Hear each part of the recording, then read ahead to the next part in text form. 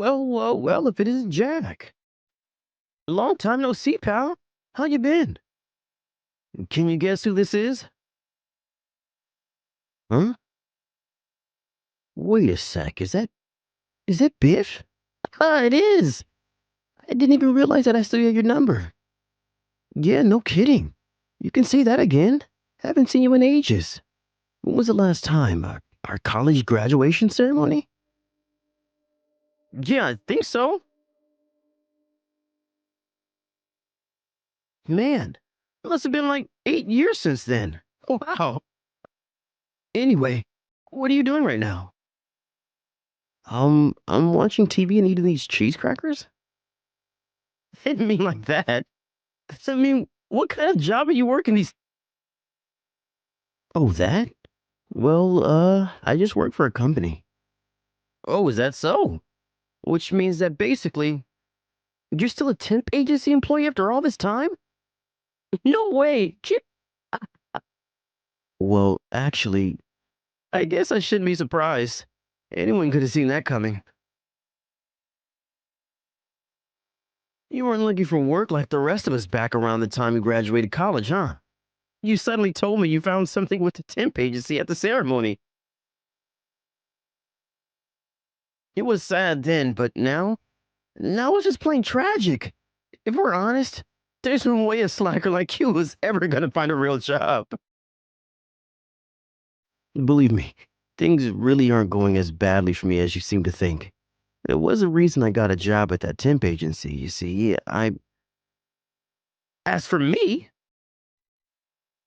unlike you, the chronic underachiever and eternal disappointment, I just landed a job at Viral Trading. Yeah, you heard me right. One of the most prestigious trading companies in the world. Wait, what? You got a job at Viral Trading? You see, boyo, when it comes to someone as brilliant as talented as me, instead of looking for work myself, our companies send talent scouts out in an attempt to recruit me. Yep, I guess you could call it that. I pull further away from you by the second. I guess a poor, miserable, poverty-stricken loser with no work ethic like yourself was never within a shot at keeping pace with a slick, high-rolling maverick hotshot like me to begin with.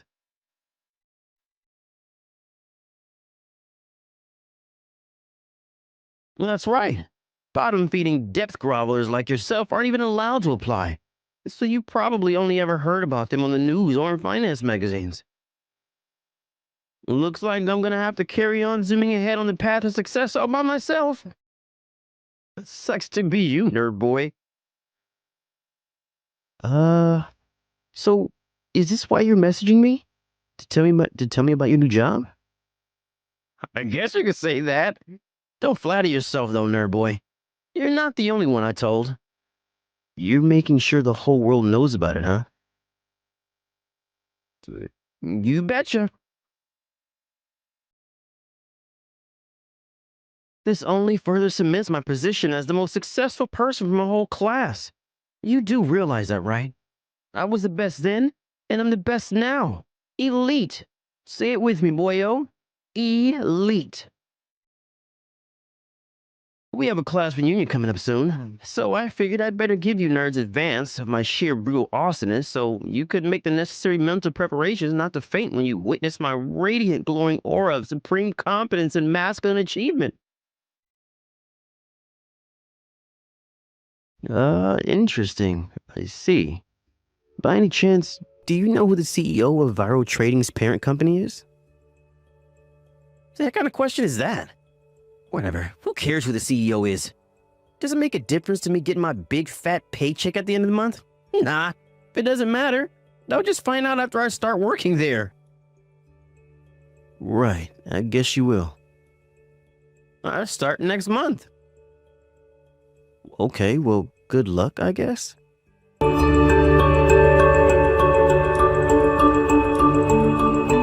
Hey, Jack. What the hell are you doing at Viral Trading, nerd boy? I just saw you walking down the corridor with my manager. Is he showing you around for your new temp job or something? Yeah, that must be it. Some of the boys were talking about a new temp starting soon. Is that you? I bet I know what this is. You got all jealous when you heard I got a spot at viral trading. So you figured you'd try your luck, didn't you? I bet you couldn't bear to see the fact of me zooming ahead of you on the path to success and wanted to steal some of my glory. Am I right? Well, in that case, but I very kindly take it upon myself to train you up. Looks like your desk is going to be next to mine, so this is perfect, actually. That's not all. I hear the CEO of our parent company is coming in for an inspection today. Who knows? He might be so blown away by my immense work capacity, incredible good looks, wit, charisma, charm, and humility that he gives me a full-time contract at the parent company. How about that? All right, enough chit-chat, nerd boy. Get your ass over here right now. It's time for your training. Oh yeah, and from now on, you will always greet me by lowering your head and saying the following. Sir Biff, your excellence, please do me the kindness of gracing me, the big pea-brain moron, with your infinite wisdom.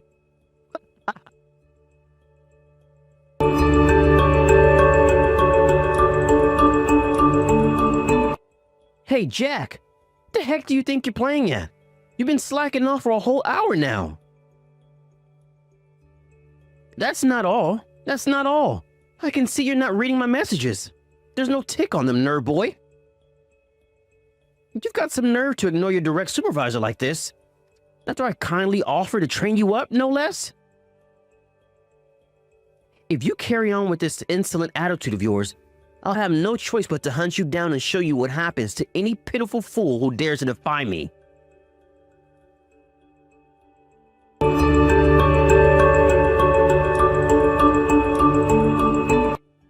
That noise you made was awesome. I can still hear it in my head. I stealthily crept up from behind as you idly chatted in the hallway like the useless slacker that you are, and slapped your butt cheek with a ruler as hard as I could. Yeah, that worked so well, I think I might have to use it again. As your official supervisor, this is just what I needed to keep your ass in line. Which means, Jackie boy. It's time to drop your cocky attitude, you filthy, disgusting temp worker. If you don't hurry up and get to your desk, I'll come and slap that ass of yours again, you disobedient little peon. Want to get spanked with a ruler again? Or is the butt going too easy on you? I know. How about I hit you over the head with it instead? Or should I go for the back? Crack! I bet I could get a nice shot on your back. The sound would be like music to my ears. Whoop. Biff, you've only been at this company for a month, right? So what? I'm still a million times more important than filthy temp scum like you. It's time you learned your place, worm boy. Good grief. You should at least know the name and face of the CEO of your parent company. Huh?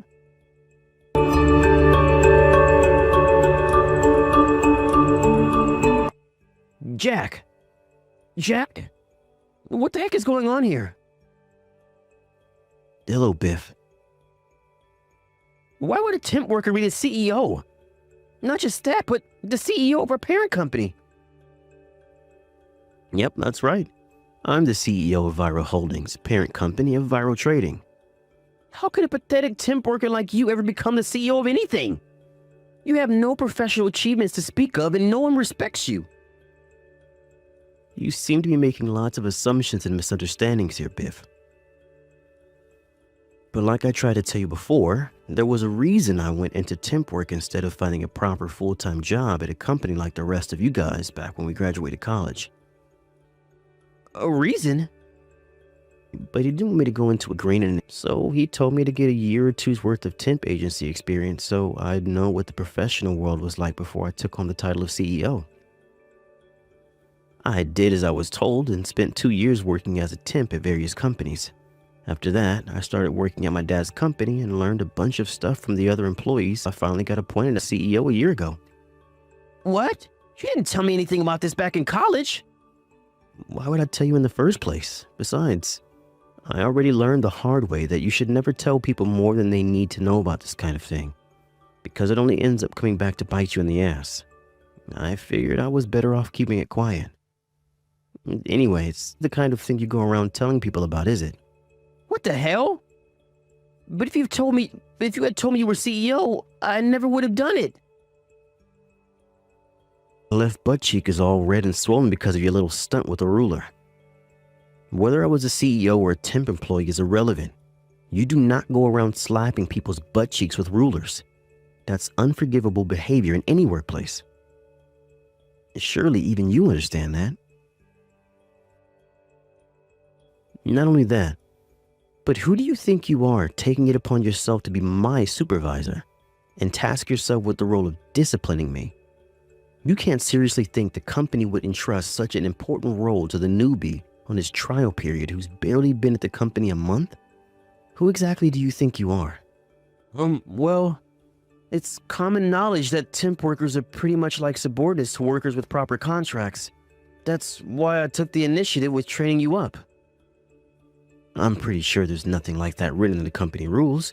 Besides, you do know there are some very talented temp workers who make more than regular employees. What? Wow, you didn't know that either. No, Anyway, you'll find out how we'll be dealing with you when your manager contacts you over the coming days. So for now, you're to do as you were told at the office and take a long, hard think about your behavior at home.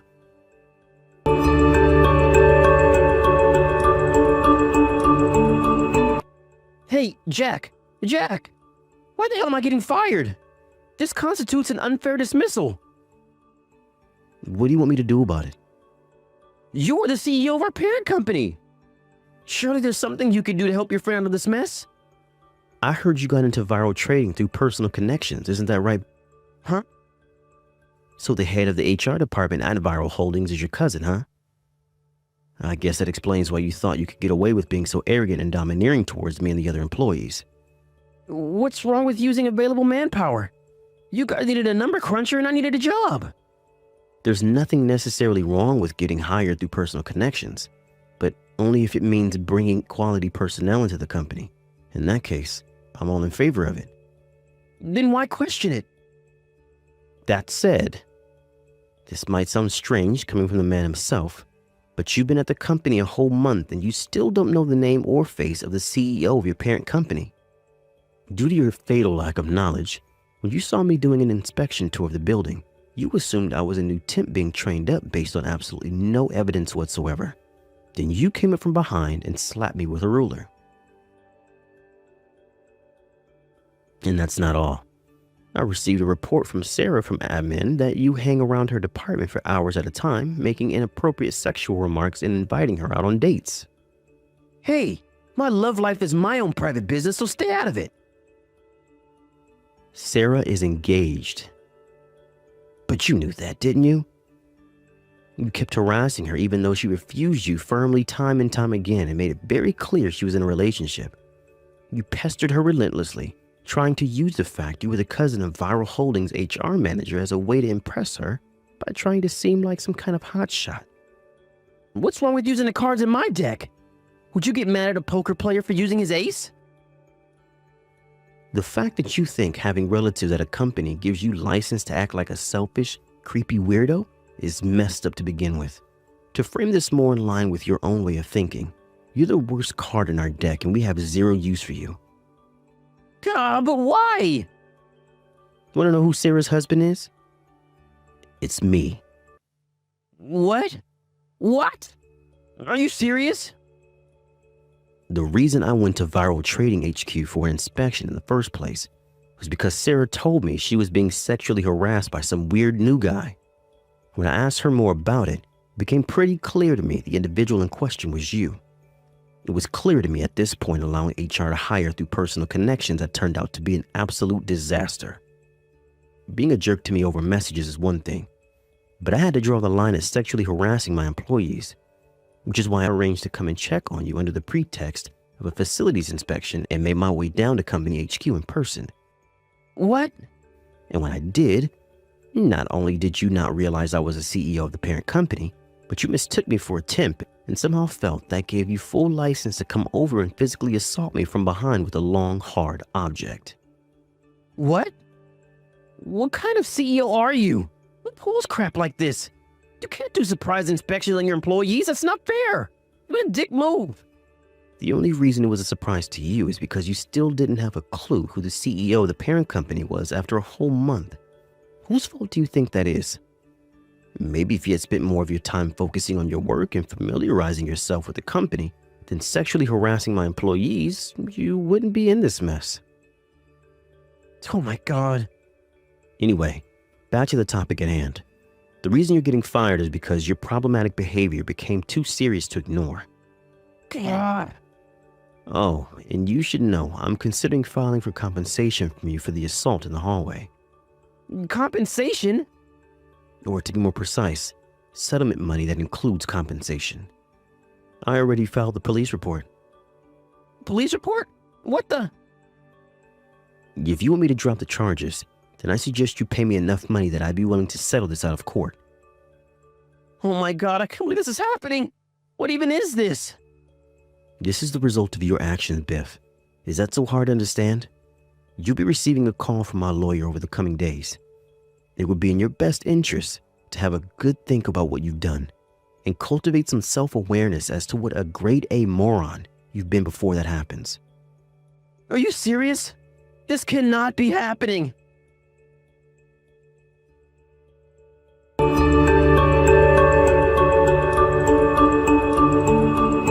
After the events of today's story, I found out another interesting little fact. Apparently, Biff had recently been fired from another company before joining us. As a result, he found it difficult to find anywhere else willing to hire him, which is why he ended up getting into viral trading through personal connections. However, he seems to have made a fatal error in his understanding of what entering a company on personal connections means, because it certainly doesn't give you license to treat others like crap. Actions have consequences, and naturally, Biff's behavior led to him being fired once more. It came to my attention later on that Biff's department manager had been aware of his problematic behavior, but kept quiet about it. Naturally, that was unacceptable, so some harsh words were spoken and the necessary action taken. As for the compensation, my lawyer got in touch with Biff as promised, and realized he had no choice but to pay up or face legal action and jail time. I got every cent of what I asked for in a lump sum. Apparently his mom and dad were kind enough to help him come up with the money. But that certainly didn't mean he was off the hook. I heard his dad called in a favor with an old drinking buddy to get him a job at a fish factory, where he was forced to work grueling 12-hour shifts and kept in line by a manager nicknamed the slave driver in order to come up with the money to pay them back. Not only that, but he was forced to live in a broom cupboard at the factory until his parents had been repaid every last cent they lent their wayward son. I'm not sure why he chose me of all people, but I got a random SOS message from him one day. Naturally, I blocked him as soon as I realized who it was and carried on about my day. Thank you for watching. Please subscribe and hit the like button. See you next time.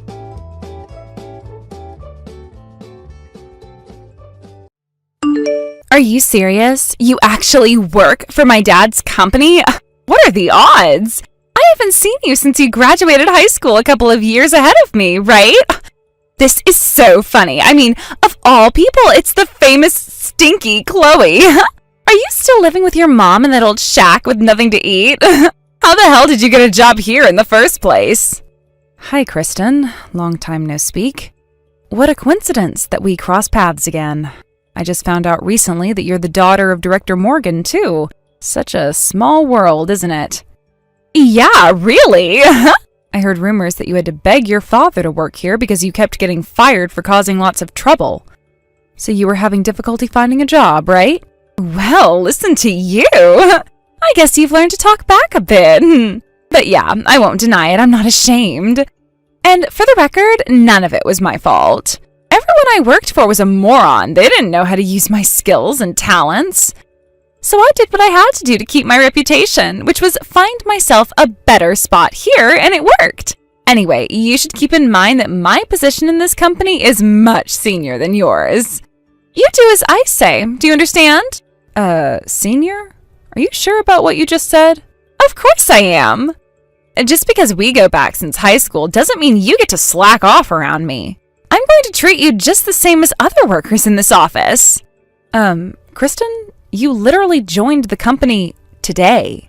You are a new face in this office, and just because you're the director's daughter, it does not put you in a better position. And just to be clear, you have zero authority. That is something you earn as you become a team member in this company. Please keep that in mind. Excuse me? Who the hell do you think you are? I mean, look at yourself. An old woman in a stained jumpsuit getting dirt up every day for what, like 10 years? How sad that you try to fulfill yourself by working in a big company, but you will never be better than me. You are going to stay exactly where you are no matter how long you work here. I'm sorry, are you calling me an old woman? I'm only 2 years older than you. Ew, that is so old. Whatever, but what is this about me being a part-timer? I think you're misunderstanding, Kristen. Still trying to act big? Stop pretending to be someone you're not, Chloe. You're making yourself look even more miserable. A part-timer will never be an official member of this company. You are no one. I beg your pardon? Kristen, you seriously don't know anything about my role, do you? You should have done a bit more research before you joined today. You're embarrassing yourself. A role? You mean the same role you've been keeping since high school as a part-timer at the factory? Oh, how pathetic, Chloe, really. I can't believe you stayed for over a decade doing the same thing. I mean, it's hilarious, too. I am laughing so hard right now, I can barely breathe. And you even think that you get to be bossy for working in a factory for 10 years? How sad. Interesting. I guess you stopped thinking for yourself when you were in high school. How unfortunate for you. What the hell is that supposed to mean? I'll let you do your own homework to find out what my role is here. I bet you'll understand exactly what I mean very soon. What the hell? If you have something to tell me, then just say it. You see, once you join the professional world, no one hands answers for free. Do your part and get some research done. You're a grown adult now. Think of it as a part of your training. Training? That's not necessary for me. Clearly you are the one who doesn't understand anything. Why would I have to go through any of that? My father is the director here. I have an express ticket to the top. You are out of your mind, woman.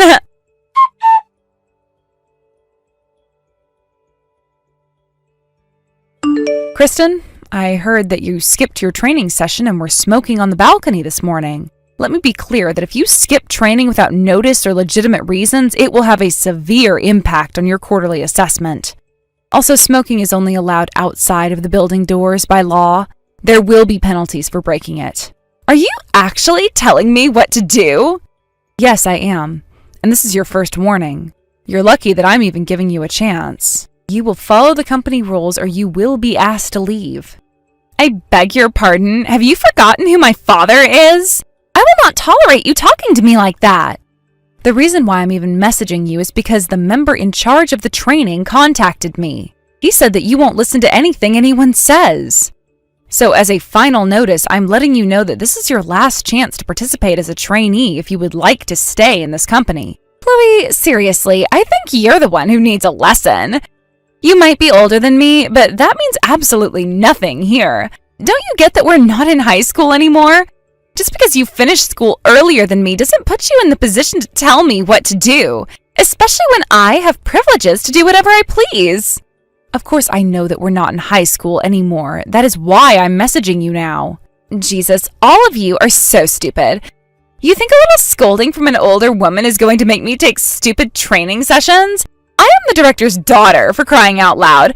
Why aren't any of you listening to me? I'm in a much higher position than all of you. Okay, I see that you still haven't found out what my role in this company is. You must really like being reminded of who you are, huh? A tired old part-timer is what you are.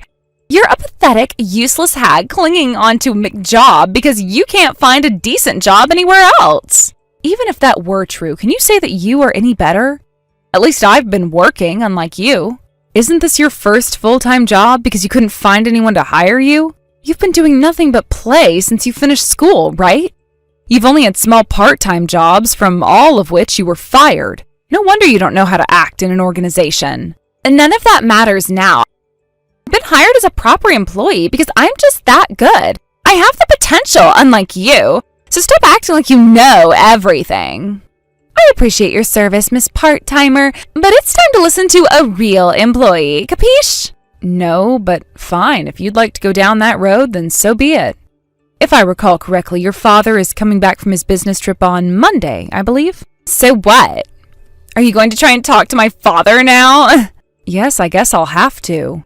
If you're blind enough to believe that you are almighty thanks to your daddy, then come see me with him on Monday. We can try to sort things out together. What? Oh, I know. I should just tell him that you're trying to act so bossy and get you fired. Why didn't I think of that sooner? Too bad, Chloe. Your time's up after all these years of working here. This is actually a great opportunity to let everyone know that I can get anyone fired in a heartbeat if they don't listen to me. Why don't you go and start packing to leave?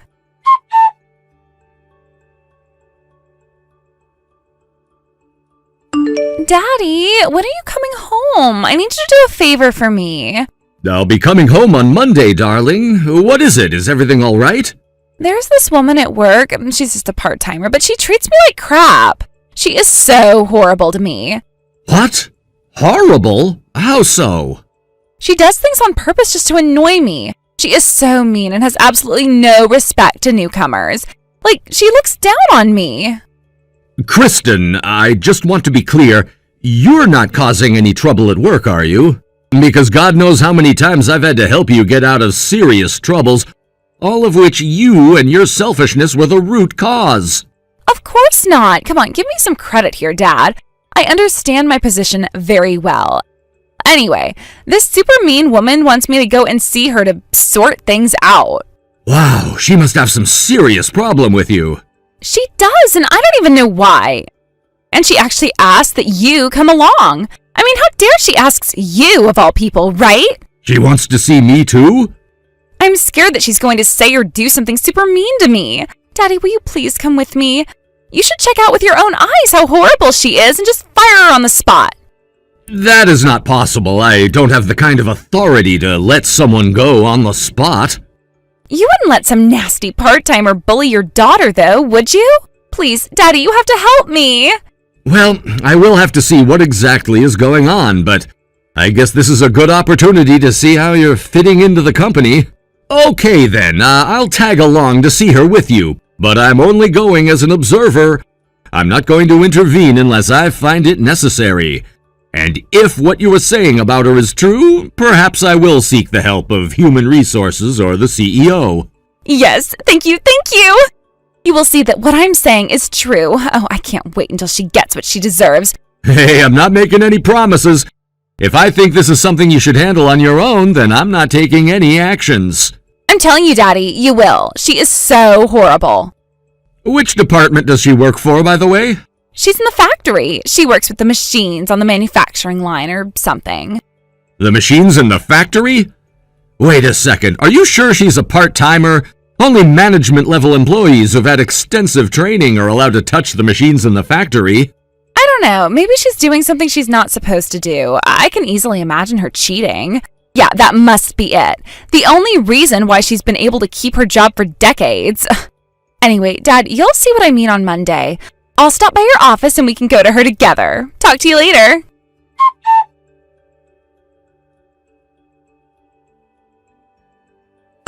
Hey, listen up, woman. I told my father about you.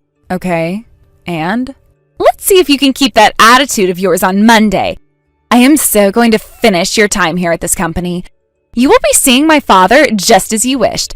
And he is so going to fire you after he sees how rude you are to me. It's over. Oh, and I just can't wait to tell you to get out. Very interesting, Kristen. It's so funny that you think I'm going to oblige to that. You won't have any other choice but to, you loser. You are so dumb. You still don't understand the position you're in. Let me tell you though, you are done. You will never get anywhere in life. How so? I mean, you are 30, for crying out loud. You're so old, and yet you can't even keep a part-time job.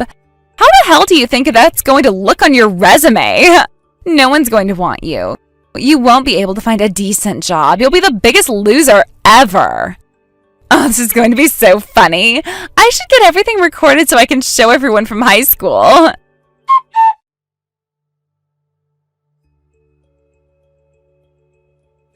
Hey, Kristen, I just arrived at the office from the airport. Where do you need me? Daddy, welcome back. I've been dying to hear from you. Is your meeting with the woman you're talking about still happening? Yes, of course. Can you meet me by the entrance of Factory A? I'll head down now. Okay, but give me a few minutes. I want to let the CEO know I'm back. Well, I guess it can wait. She seems out of her office now anyway. All right, I'll meet you in a few minutes.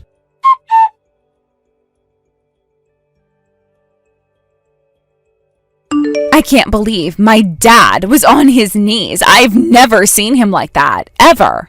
Your poor father was petrified when he realized you were talking about me this whole time. I've never seen someone beg for forgiveness like that either. I feel bad he had to go through that, especially after working so hard to get you a spot in the company. It wasn't my intention to make him apologize for you. I am still in disbelief. What the hell happened? What did you do to become the CEO of the company? You were just a part-timer. It doesn't make any sense. You really didn't do any research before coming to work, did you? I mean, a student would know that they need to get as much information as possible before starting a new job. It's really sad that you had no interest of finding out anything about work. If you had, you would have found out who I was in a few minutes. But how, though? How the hell did you become the CEO? It's only been 10 years or so since you started working at the company. The previous CEO, meaning the owner of the company, is my grandfather on my mother's side. Huh? To give you an overview, I had always been interested in my grandfather's work, so I went to college to learn in the same field. I wanted to get hands-on experience and get to know the people as soon as possible, so I started working as a part-timer at the factory while I was still in school. And after graduating, I became a proper employee. It wasn't always easy being a young leader, but I worked my ass off the past 10 years to get to where I am. And I'm proud to say it wasn't just my blood that got me here. I had the support and approval of my employees when I became CEO last year. This is something that you could have learned beforehand if you had done some research. Too bad you had to embarrass yourself in front of your father. Wait a minute, that still doesn't make sense. What doesn't? You were poor back then. You never had a father and you lived in an old shack with your mom. Everyone called you Smelly Chloe because you were always wearing the same clothes. You couldn't have been rich. It's true that my mom and I lived a pretty modest lifestyle, but no, we were never poor. You and your friends just made that up in your head. Have you ever visited my house? No. Did I actually smell bad? Also no.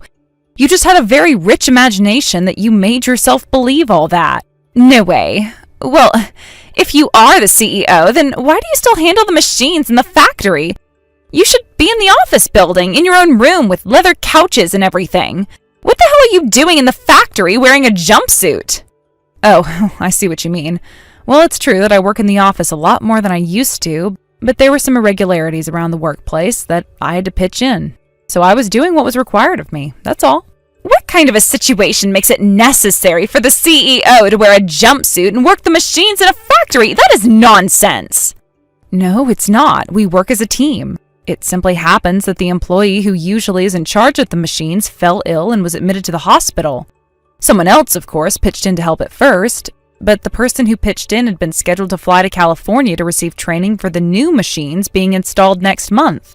That's also super important, so I had to keep his schedule for the training, which meant that we were short of staff who can handle the machines, and there was no way we were going to stop production. So, having had a lot of experience with them, I just stepped in to help. Just like that? You are the CEO, but can change into a jumpsuit and get dirty? Why the hell not? I do not have any problem getting a little dirty, and the job is so fundamental to our business that it must be prioritized. My other work could be replaced, but not this one. That's why I had your father go on that business trip last week to attend the conference on my behalf. Oh. Well, yeah, I might have heard him mention that he was taking someone else's place. So, yeah, now you have the full story. Happy now? Anyway, if you don't have any other questions, I must go. After all, I'm a busy woman with a lot on my plate.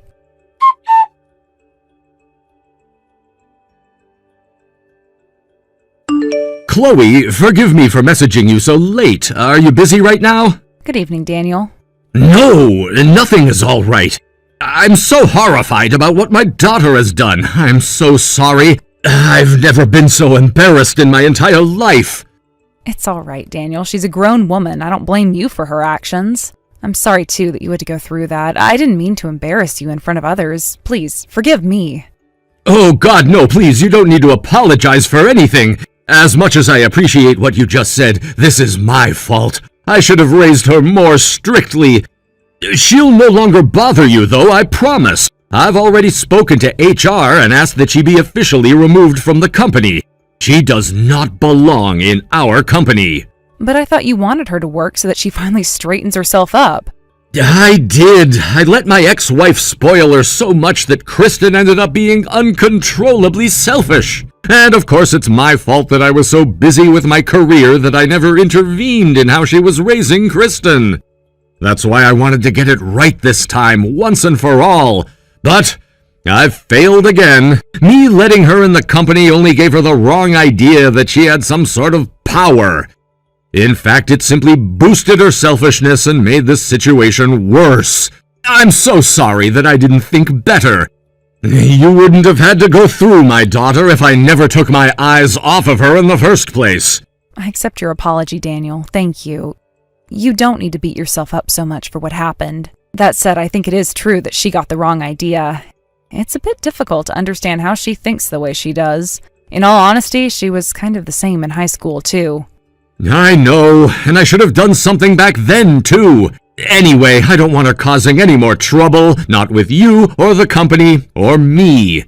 I'm going to admit her somewhere so she can be treated. She has some kind of personality disorder and it needs to be controlled. I'm hoping a real program would help her get better. I've already called several places that offer professional help. Oh, that might not be a bad idea. Professional help would be the best for her in the end. Although, I bet she's not going to like it. No, she's gonna hate me for putting her in program, but her feelings toward me won't matter. I need to do this for her, or else she's going to end up in bigger trouble someday.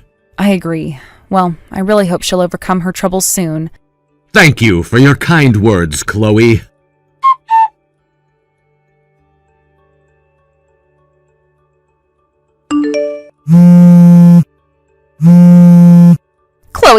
Chloe, you have to help me. My dad is getting me locked up in some madhouse or something. Please tell him to stop. Let me apologize to you formally. I will do whatever you want me to do. I admit that you are the greatest CEO and everything. Hey, I'll even take that training you wanted me to. Please, Chloe, help. Don't fire me. I don't want to get locked up with a bunch of psychos.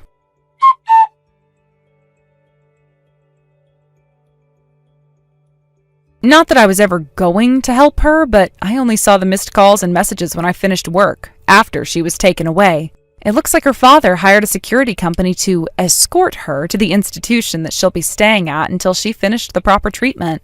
When she was being taken from her home, she begged and cried, but her father never listened to a word she said. And before she knew it, she had arrived at the institution that ran a program aimed for people who were harmful to others. Unfortunately for her, it was far from one of those luxury facilities. In the program, which she's still in, she has to earn points to do what she wants. For example, clean the toilet to get her smartphone back. For a completely spoiled, selfish person like Kristen, it must be the worst nightmare. I can only imagine it would be a long road for her, but I hope she can one day truly understand, for her father's sake, what it means to be selfless and kind. Thank you for watching. Please subscribe and hit the like button. See you next time.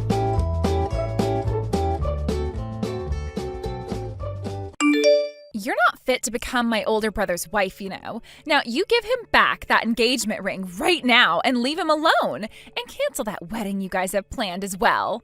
And then you get the hell out of our faces forever. Again with this, I could have sworn that yesterday was going to be the last time you spoke to me about that, but here you go again. You backstabber! I will not allow a backstabber like you to get married to my brother. He has too much writing on his name right now for someone like you to be doing what you've been doing behind his back. And like I've been saying all the other times, my fiancé doesn't have a little sister, so who are you? I'm certain that you have the wrong person here, so could you please tell me who you are? Shut up already. I won't allow you to trick my brother like that any longer. From what I've picked up so far, you really seem to think that my fiancé of all people is your older brother, even though he doesn't have a little sister at all. But he does. He has me. I'm his little sister. He's my older brother. Then how about this? How about you tell me your older brother's name? You already know what his name is. He's the man you've been lying to this whole time. I just want to know his name. Stop trying to derail this conversation. Oh my God, I just asked a simple question. As long as you just leave him alone and never ever come back, everything will be solved. So you pay my older brother and I that settlement and then get the hell out of our lives. What settlement? How can you even get a settlement from me over something that's not possible?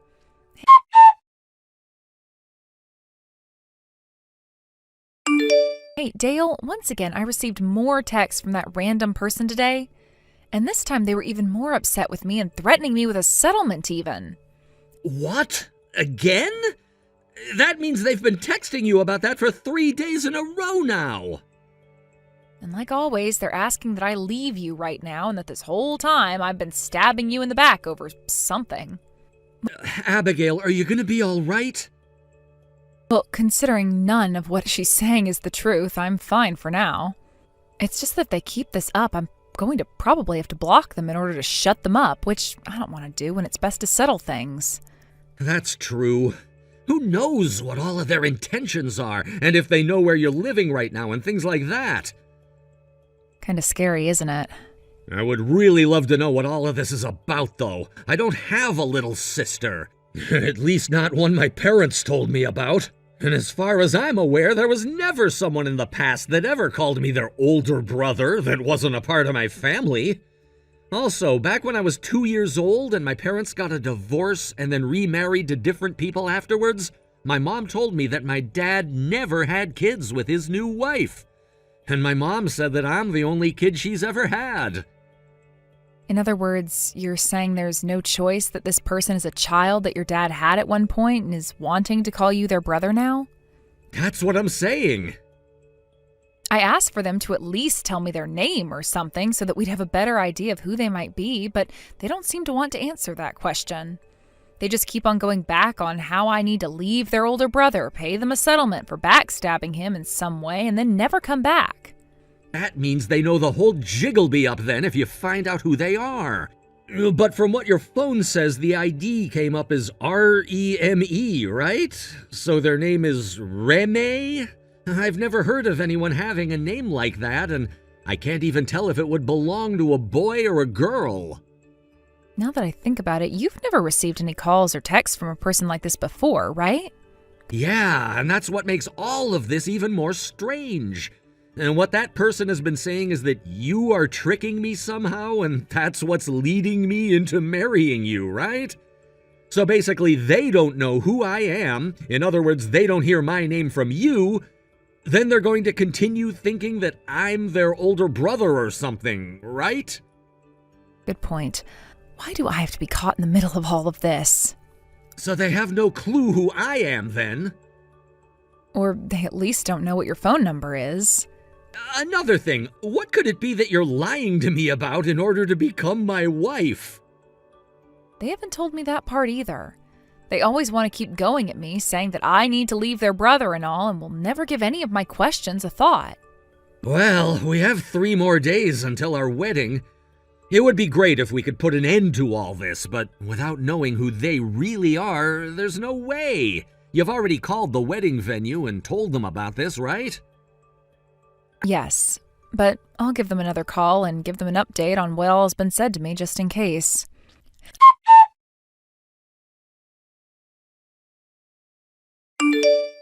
I've acquired a target of the backstabbing witch. So this means you really are going to try to marry my older brother then, right? Well, that's not going to be allowed. I won't allow you to have this wedding with him today.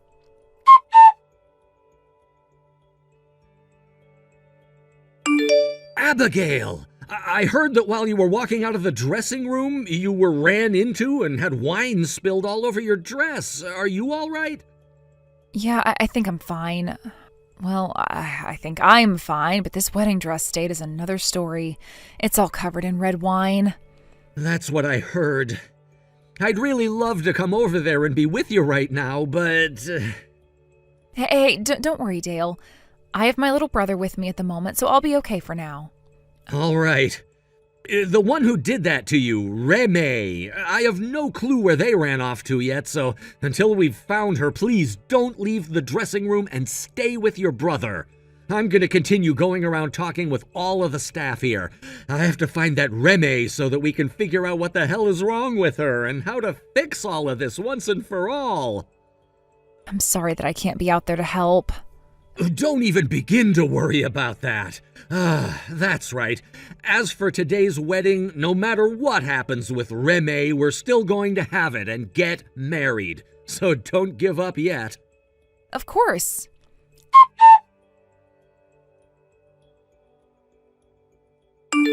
I've done it. When it comes to red wine like that, once it's deep into the fabric of the clothing, it is very hard to get that stain out, right? Now the only option you have left is to cancel that wedding.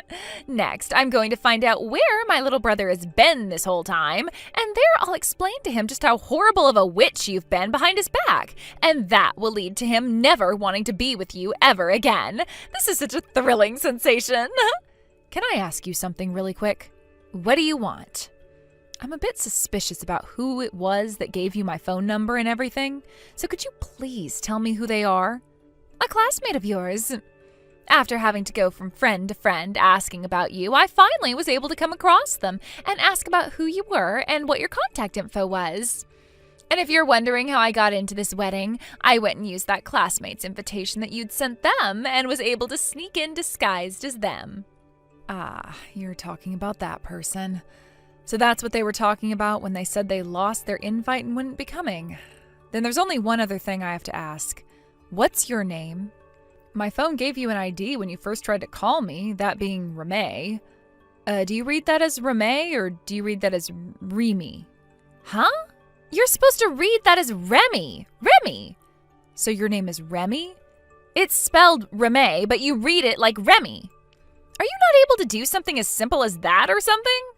You thought something like that would be simple for me to understand when most people don't have a name like that to begin with here?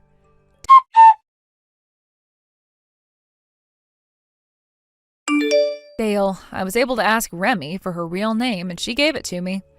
Oh, seriously? She has it spelled as Reme, but you're supposed to pronounce it as Remy. She told me I was stupid for not being able to pronounce it as such and got all mad at me over it. Huh? Now that I think about someone named Remy... Do you have any idea who this might be now? I just think I've heard that name before, but someone with me right now does think they know who we're talking about here, so let me chat with them for a second. All right.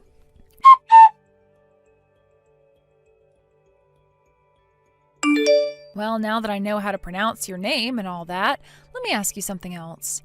What were you planning on doing by running into me and spilling all of that red wine onto my dress?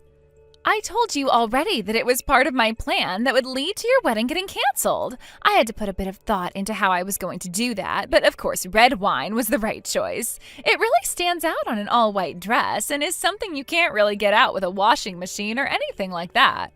So now your only option is to have the wedding canceled, right? Oh, this is such a wonderful sensation. This is an ending fit for someone like you who would dare stab my brother in the back like that. Now, having done my part, I'm heading back to my place now. Bye-bye!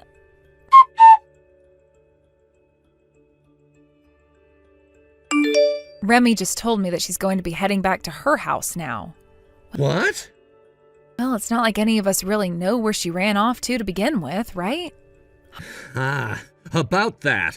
Something actually seems to be going our way there. Huh? What do you mean by that? We just did a head count on all of our guests that are still here and have come down to there only being one person missing. And so after talking with those who know what she looked like and know that she's not here, we've narrowed it down. In short, my dad is calling Remy's mom right now to have a talk with her about her daughter. They live in the same area we do, so it won't be too difficult for us to get her. What? Does that mean... I'll explain things to you in more detail later, all right? For right now, let's focus on our wedding, which is running a bit behind schedule now, but I'd like to get going on it. You think that's all right? Right. That's fine by me. I was told by the wedding planner that my new dress would be on the house, and luckily they had another design that I really loved, and so I'm happy with this. Perfect. Then let's get this wedding on the road.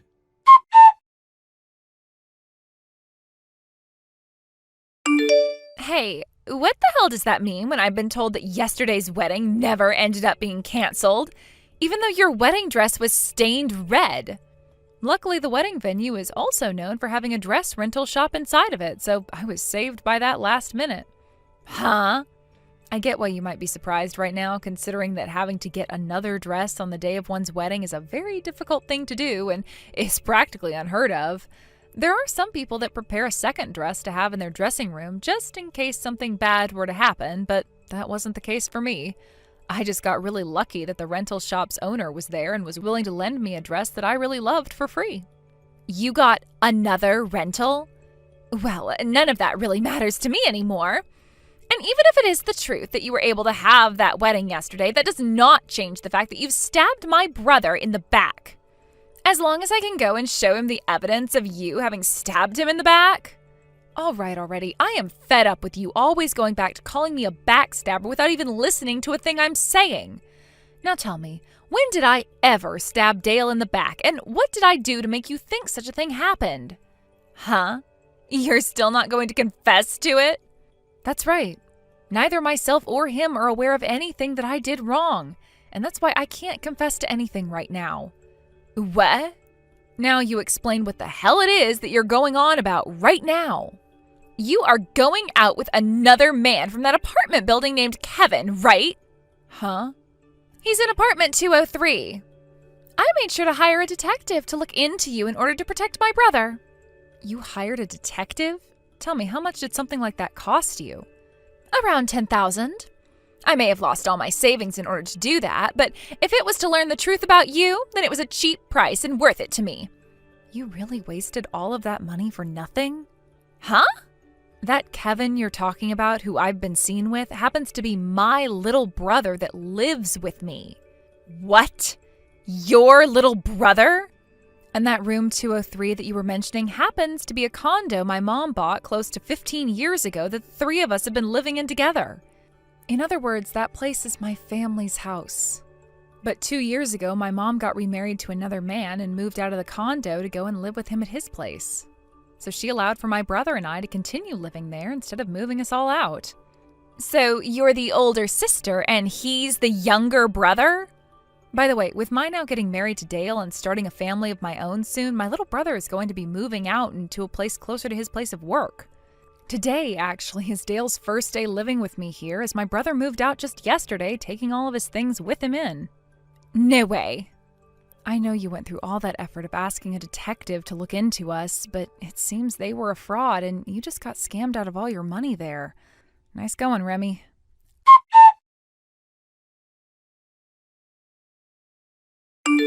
I totally zoned out there for a bit and didn't realize what all was going on for 3 hours there. But now that I'm back in the moment, I'm going to make sure that you and my older brother can't stay married. Why are you still trying to fight this? Because I just hate the idea of some kind of a back-talking and sassy witch like you becoming my sister-in-law now. Well, here's the thing, Miss Peanut for a Brain. Like I had told you many times before, Dale doesn't have any little sisters, all right? Therefore, you're not going to ever become my sister-in-law, so you don't have to worry about it anymore. Huh? You're still going on about all of that? And that is why we made sure to go and talk with Dale's mom about you, who said she had no clue who you were.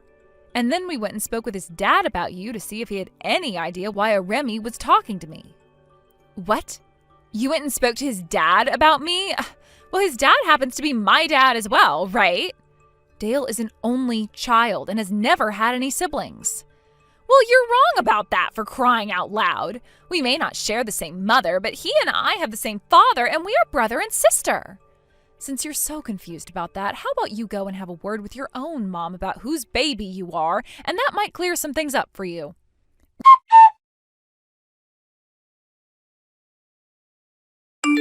What the hell is going on here? So it turns out that my actual father is already dead now? So you went and asked about who your real parents were then? My mom told me that she brought me along when getting remarried and that it led to me thinking that he was my dad. Originally, my mom was just going to put me up for adoption, but those around her told her not to do that. I was 7 years old at the time all of this happened, and she made sure to explain to me that the new man she was marrying would be my new father, but I just assumed that I knew that man to be my dad and that he had never died but rather left for a little while.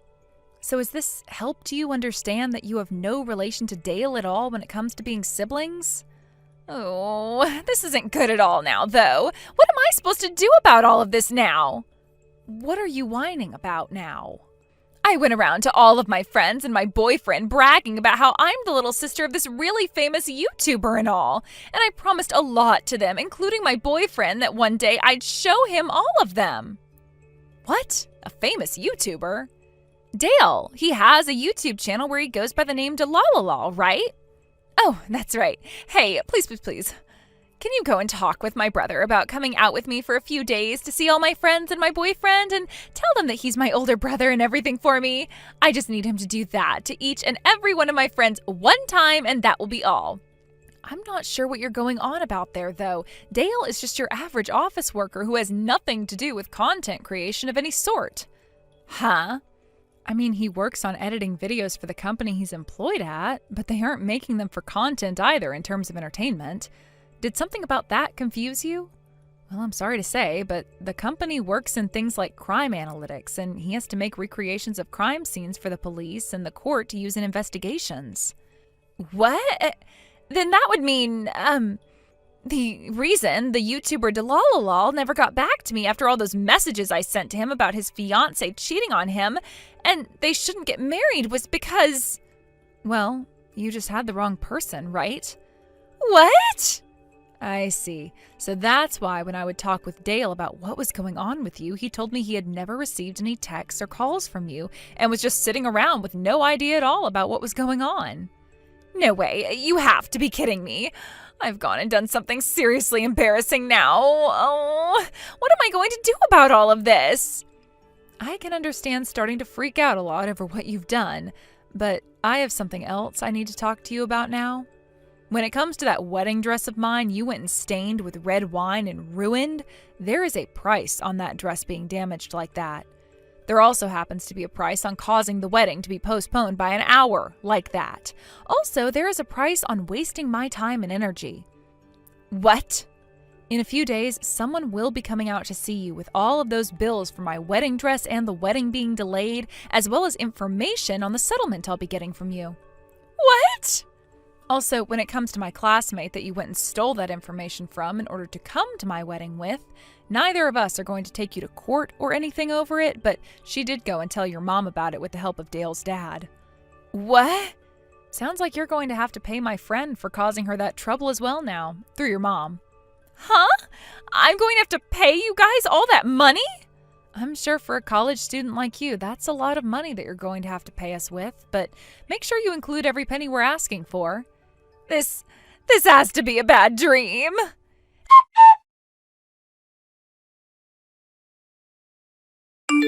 Hey, what am I supposed to do here?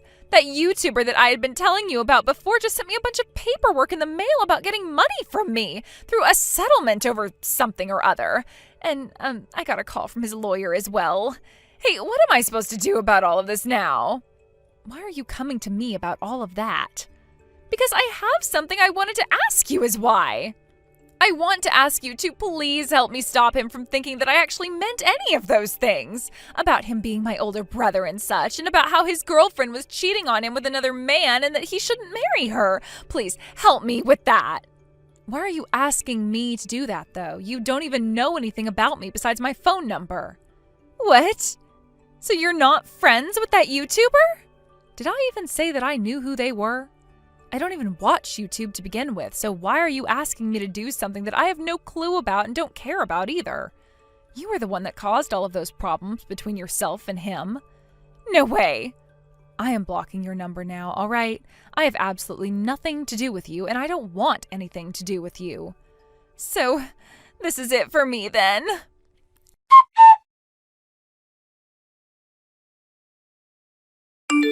After becoming a little bit interested in whoever this YouTuber even was, I went online and saw that he didn't even look a thing like my husband at all. And after talking with Dale's dad a bit more, he told me that Remy had never even met Dale or seen his face before either. The fact that she was able to get into such a confused state over someone she didn't even know at all is beyond me. And I'm sure I'll never be able to understand what happened in her head there. A few days later, I got a formal apology from Remy's mom about what had gone down, saying that she was ashamed of her little girl. And along with the formal apology, she went and paid that settlement off that I had asked for from Remy, as well as for the ruined wedding dress and the extra wedding fees. Her mom would then hold that debt over her daughter's head for years to come, asking that it be paid off before she even tried to marry anyone herself. Due to what she'd done causing so much trouble for her and a lot of her friends and family, she was forced to drop out of college and start looking for a job. She started to send me a ton of messages about how her wonderful life as a student in college was ruined, and about how so many of her friends and family, as well as her boyfriend, had cut ties to her. I had totally forgotten to block her, actually, and so all of those sob messages from her about those things reminded me of what I needed to do. And I blocked her that day with no intentions of ever unblocking her again. And when she was getting ready to give up on even trying for a job, her mom set her up with this construction company where she'd have to go into the mountains and work for months at a time, living in a small trailer without any cell phone reception at all. I think her mom just needed her to go somewhere where she wouldn't be able to cause the rest of us any more trouble and would be making money she could never spend in order to pay off all of her debts. As for myself and Dale, a few months after he had come and moved in with me at the condo, after my brother had moved out, we decided it was time to move out of there and into a new place a bit farther away from everyone. We told my mom about it, who then went and had the place sold before giving me the money for it, and told us that we could use it on any home we desired to have. And so after we went out and searched all around for somewhere that would not only suit us well, but had some security to it in case Remy ever came out looking for us, we landed on a more modern condo instead of a high-rise building closer to the center of the city. Thank you for watching and listening. We hope you enjoyed the video. Don't forget to like this video and subscribe. Also, feel free to leave a comment about what you thought of the story. We look forward to seeing you at the next story. Hey, Rich. Is your mom over at our house again tonight? What? Of course, she's over here at the house right now. Her and I are in the living room watching TV together. In other words, she's going to be staying the night again at our place? What is going on here? Do you have something you're wanting to say about her? Well, if you want to hear everything, I'd really like it if you told your mom to stop staying the night at our house so often. Huh? What are you going on about right now? It's only been a month now since the house was built for us and we got all moved in and comfortable. And the day after we said we were all moved in, your mom came over saying she was only here to have a look at the place. But soon after that, she started to put a lot of her things in the baby room we had made on the second floor and has been using it like her room since. When we have a baby, we can then start thinking about having her move out of that room. I get what you're saying, but if we have a baby and your mother is still wanting to stay here, we're not going to have any more room. All I'm asking is that you just have your mother move all of her things back home, and then we won't have to worry about space anymore. Hey, what are you actually trying to say here? My mom and dad got a divorce from one another, so she's not going back to that house. Huh? They got divorced? And that's why in our new house, my mom has started to live with us. She's actually supposed to be living together here? This is my first time hearing about all of this. Was there any reason for me to be telling you all of that stuff? No way. Normally, you should be talking with your wife about those sorts of things right away. I happen to live in this house as well, and it's kind of important for you to be talking to me about someone living here now. And that wasn't a part of the original plan, right? Even if she had a divorce and can no longer go back to that house, you needed to talk with me about her moving in with us before this all happened. Are you trying to tell me to have my mom leave now? She doesn't have a place to go now, but once she finds a place of her own, I'd like her to move out. Jesus, why are you being so cruel towards my mom of all people? Because I'm the one being treated like I'm not a part of anything over here. Well, it's because of the way you're acting now that my mom is always feeling as though you hate her. Now that you and I are married, she's like your mom as well. Don't you feel like treating your own mom with a little respect here? The problem isn't your mother herself, though, but the fact that you had someone who wasn't originally planned for moving into our house without coming to me about it. You should have come to me first so that we could talk about all of this before just selfishly allowing this to happen. You listen here, my mom living here in this house with us has already been decided on. This is your husband's order. If you go against what I've said, I'm not gonna forgive you.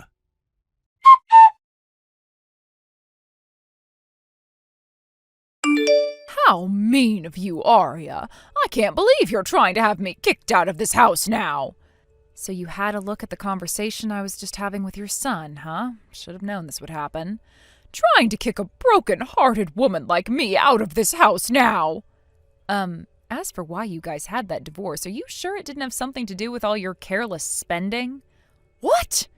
There's also been all that talk about all the trouble you've been causing your neighbors and having to use your husband as a way of bailing you out.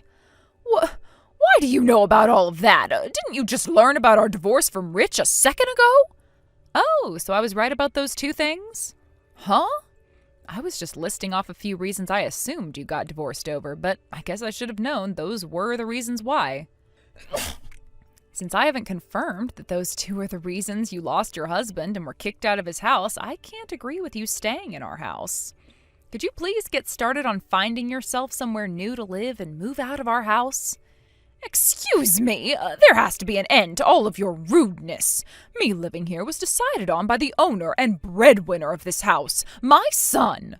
And as his wife, you are supposed to abide by what he says, no matter what it is. When it comes to what happens under the roof of the house, I have the right to voice my opinions. Women, especially wives, do not get a right to do anything like that. This has nothing to do with me being a wife, but being the owner of this house with my name on it and all. What?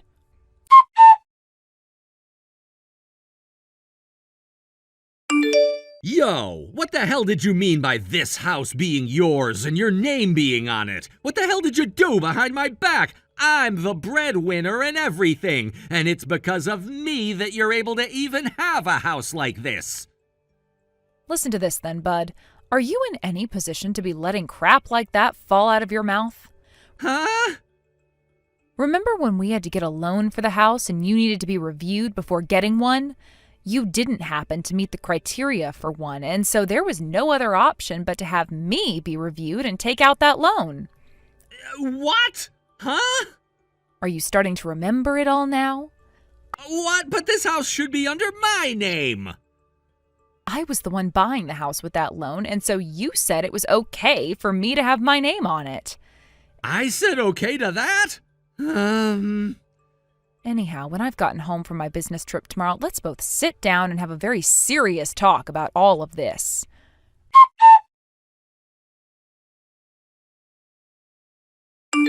Rich, did you get the locks on the house changed without telling me? Huh? Oh, so you're back home now, are you? Answer the frickin' question, Rich. Did you go and change all the locks on this house and not tell me about it? I sure did change all the locks. So if you want to get inside the house now, you're going to have to listen to and do as I say from now on. And you need to stop complaining about my mom living in this house with us. I told you already, today we're supposed to talk about that on a very serious level. If you allow me to come in so that we can talk all of this through, then there's a chance that your mother can stay here for a bit, all right? If there was a way for that to happen, then you should have said that from the start. You're wasting my time with all this talking, and I'm over it now. I just told you if we talked about all this, then we could have an answer. And there are plenty of other outcomes that we could come to as well, which will affect you and the house. And I'm telling you that all of this would be over with if you just listened to what I said and let my mom live here. Why the hell can't you just do something so goddamn easy for me? So what you're telling me is that you don't want to talk things over anymore? I'm not saying I don't want to. I'm saying that there is no reason to. Is that right? Okay then, Rich. If that's the way you want to behave and handle all of this, then allow me to stoop down to your level and face you head on. If you think you can do anything to me, then give it a freaking try. Just know that as long as you're not listening to me, you're not coming inside this house anymore. And there's one other thing with all of this. I made sure to put our divorce papers in your parents' mailbox for ya. Are you kidding me? So you've been preparing for a divorce this whole time, Rich? In other words, it's my warning to you that if you don't start listening to me soon, we're going to get divorced like my mom and dad did. I see. So if I head back to my parents' house, I'll be able to get those papers, right? You're fine with me handing them in to the courthouse, right? If you think you can manage that, then go ahead. Sounds great. Go ahead and have a look at those papers in person, and when you do, I'm sure it will help you reflect on what all you've been doing wrong as my wife.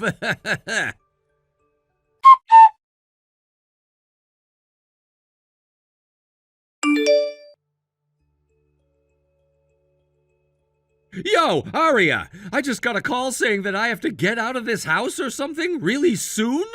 Why the hell do I have to leave this house of mine for no good reason at all? And by the way, what the hell is going on with you not talking to me for the past 2 weeks? What the hell have you done? Long time no see.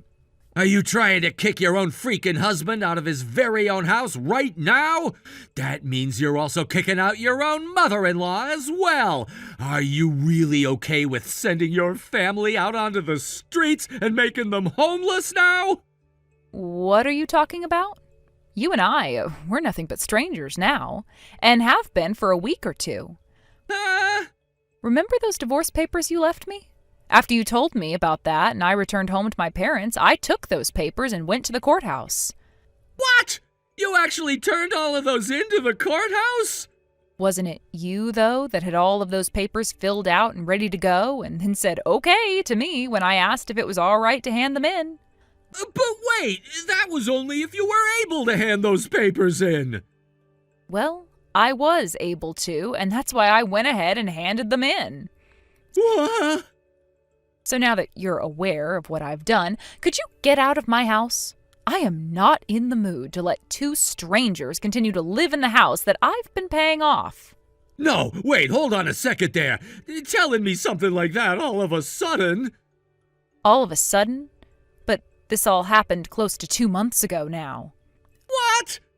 I'm pretty sure that the both of us had gone and signed that I'd be the owner of the house. And I'm sure that for the past 2 weeks, you've been getting called about how you needed to leave my house. But you never picked up, so I had the house phone called, which your own mother ended up answering. And she was told all about what was going to go down. Also, it was my lawyer calling her at the time, and since we both know your mother loves to lie about things a lot, he made sure to have the whole call recorded. With her permission, of course. Wait, but if you're not going to call my cell phone... Well, my lawyer did, yet you never picked it up. And when he called your work phone, he learned that you had blocked his number after the first try, so...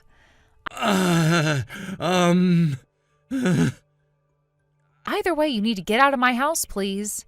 And I mean by the end of this week, you and your mother need to be gone. Are you serious?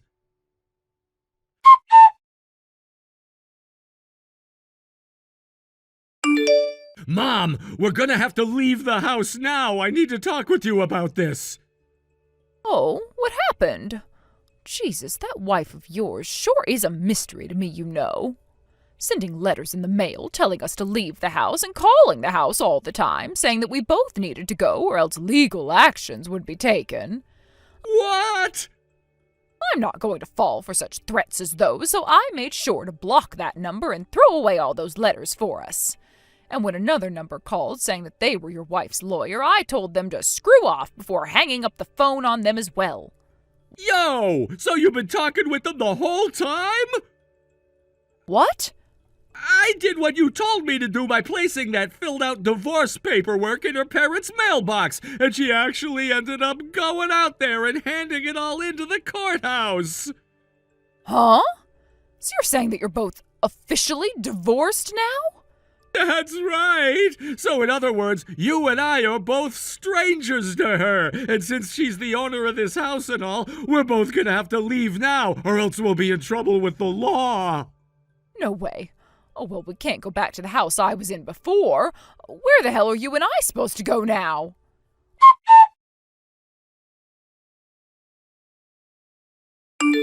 Aria! I promise that we'll pay you rent or whatever you want us to do, but just let us live here a little while longer. And who will be the one paying me every month I let you live there? Of course, Rich will be managing all of that for us. So how much would you like us to pay per month to stay? Based on the location and size of the place, I'd want at least $1,600 a month. Sounds good. I'll go and tell that to Rich right now.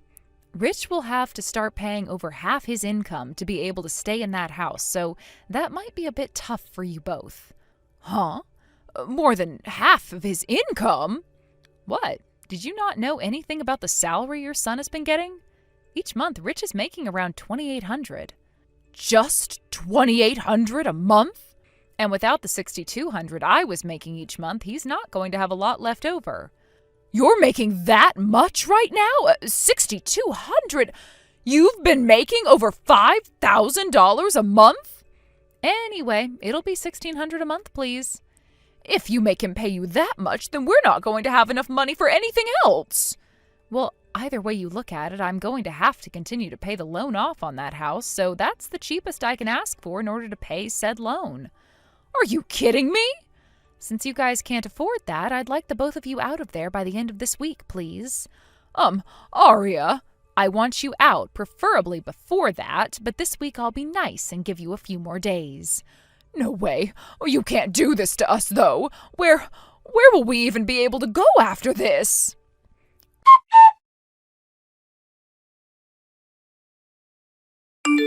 Right after I had said all of that to Nora, her and her son moved out of my house and were forced to spend a night or two at a fast food restaurant close to my house. It turns out that there was an open apartment close to his office where he could rent it for half the price from the company. And so after taking some time to talk with his boss about it, Nora and Rich both moved into it with all the things they could carry on them. However, after only 3 months of him and his mother living there, the two of them were kicked out and forced to go somewhere else.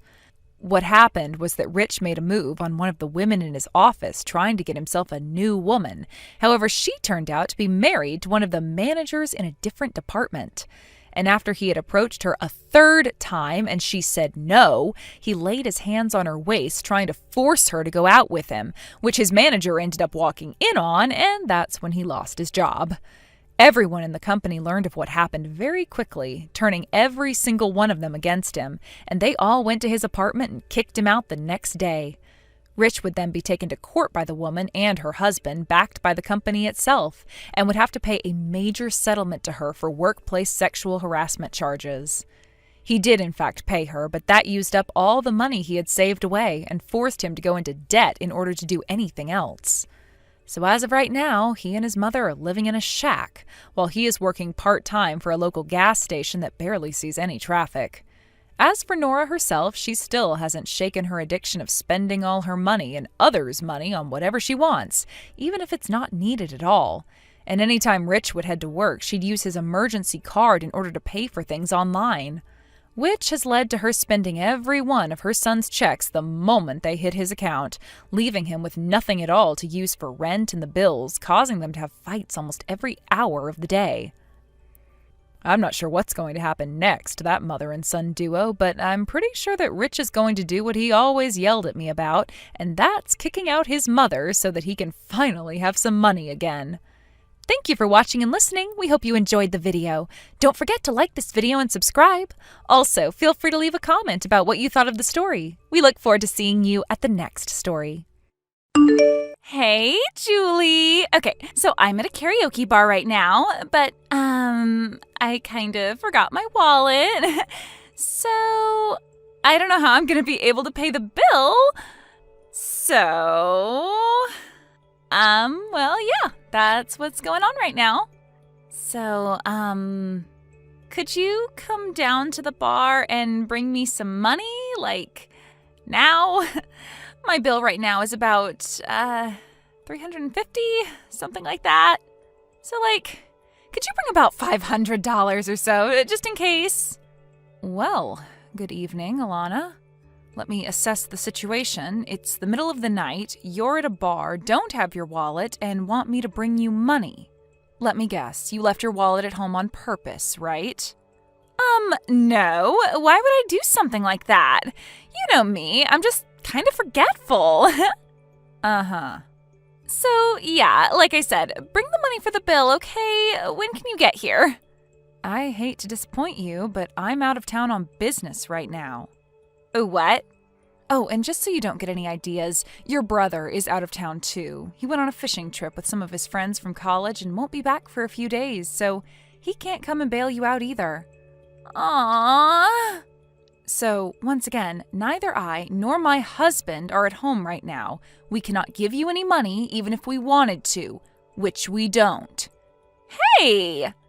I'm afraid you'll have to do something about that $350 bill by yourself. Your bill, your problem. Aw, come on!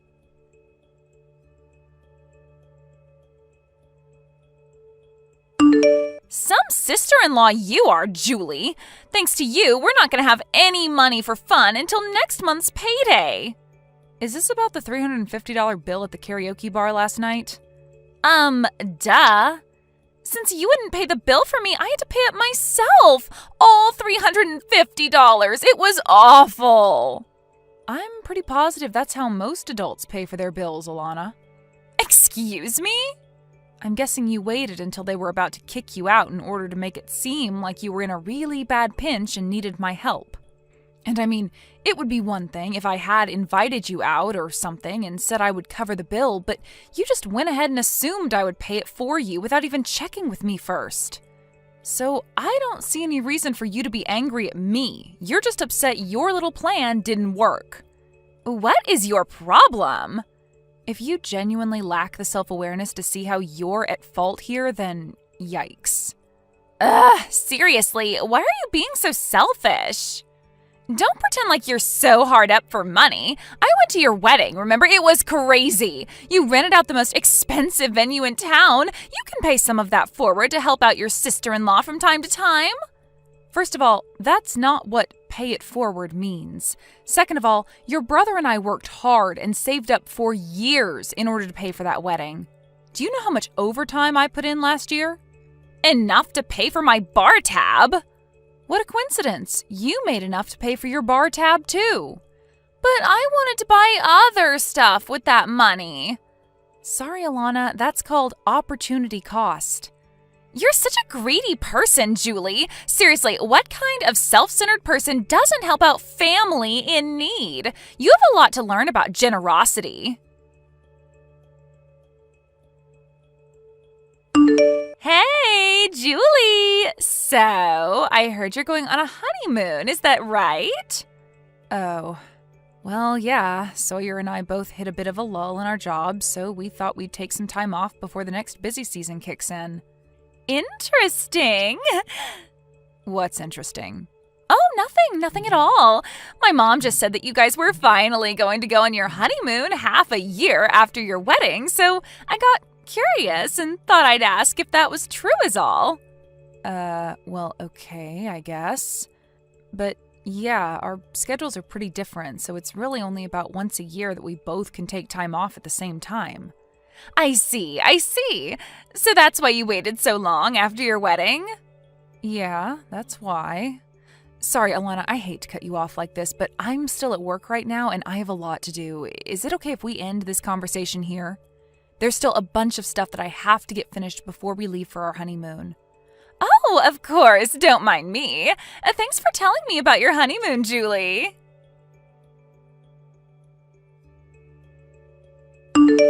Hey, Sawyer, are you done with work? Hey, Julie. Yeah, I finished a while ago. I just got on the road. I should be at the airport before too long. Okay, I'm getting on the bus right now, too. We'll probably get to the airport at around the same time. Gotcha. See you soon. Oh yeah, one more thing. This may sound random, but did Alana happen to talk to you about anything today? Nope. Not that I can recall, anyway. Oh boy. Don't tell me she's trying to get you to pay her bar tab again. No, it's actually not about that this time. Earlier this afternoon, she messaged me asking about our honeymoon. According to her, she heard about it from your mom. Oh no. Come on, Mom. She should know better than to tell Elena stuff like this. She asked me if it was true that we were going on our honeymoon, and she asked me some other questions that, I don't know. It seemed like it really was just pure curiosity. The last thing she said to me before I went back to work was, "Thanks for telling me about your honeymoon, Julie." And, well, I might just be worrying too much, but I kinda got a weird feeling when she said that. Well, in any case, there's nothing we can do now other than to make sure we don't give her any specific details about where we're going and when. Yeah, you're right. Seriously though, Julie, I'm really sorry about my sister. I know she's caused a lot of trouble for you, and none of it's your fault. Typically, Mama's more careful about what she lets slip.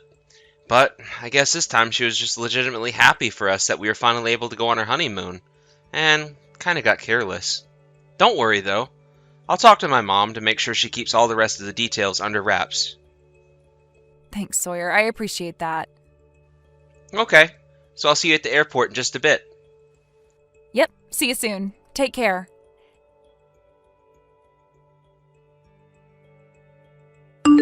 Hey, Julie! So, how was your honeymoon? Good morning, Alana. Our honeymoon was a lot of fun, thanks. I guess the next time we'll be able to take a vacation like this is after we'll have a baby, huh? Oh, great! I'm so happy for you. So, I've got a great idea for a finishing touch on your super fun honeymoon. Before you check out, how about you come on down to the lobby and pay for our hotel room?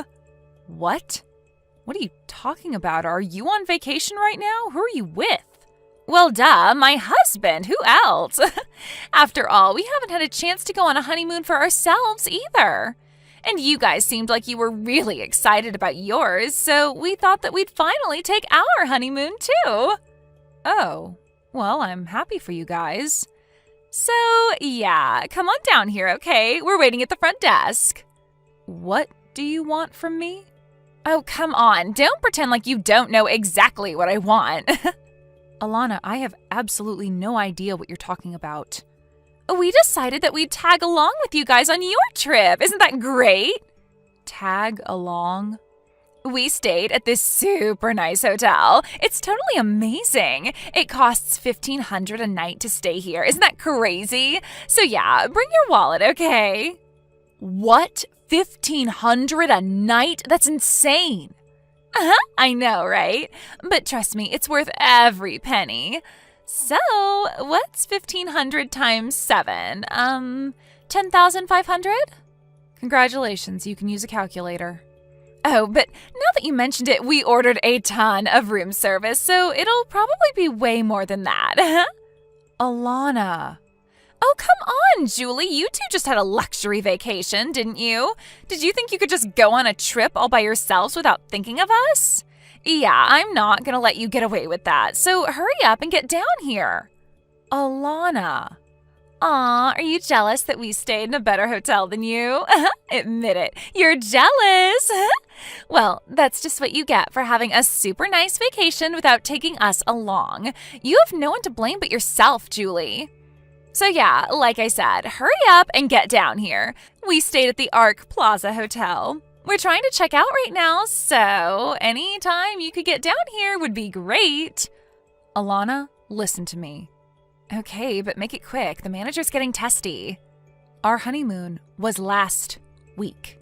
Huh? As in, not this week, but last week. You know, the week before, the current one? Remember 2 weeks ago Friday when you texted me asking if we were going on our honeymoon? That was the first day of our trip. We left that evening. We were gone for a week and then came back last Friday. Wait, hold on. You can't fool me. I know you had work that day. You can't just go on a vacation at the same day you have to work. That's ridiculous. You're not going to get out of paying my hotel bill that easily, Julie.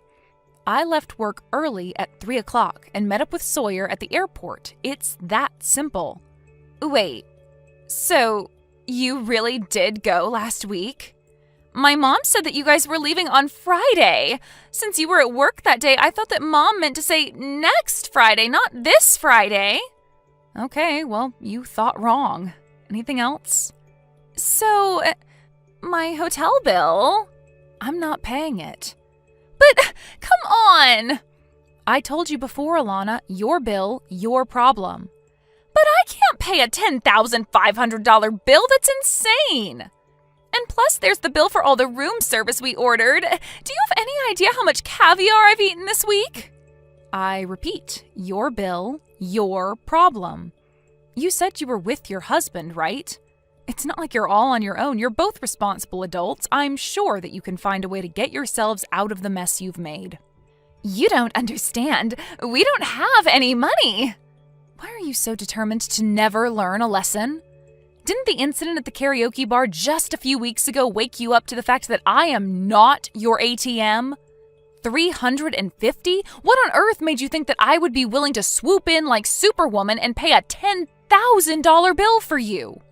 Well, I thought that if it were a really big bill, you'd be more willing to help me. You know, Alana, there's a word for what you are. It starts with an I and ends in diet.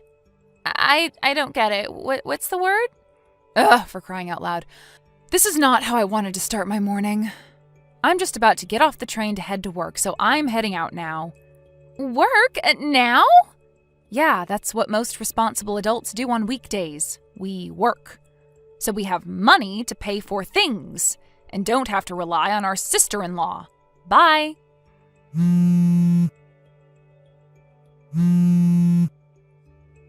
Seriously, I need help. I don't have any money. Please, you gotta come down here and pay this bill for me.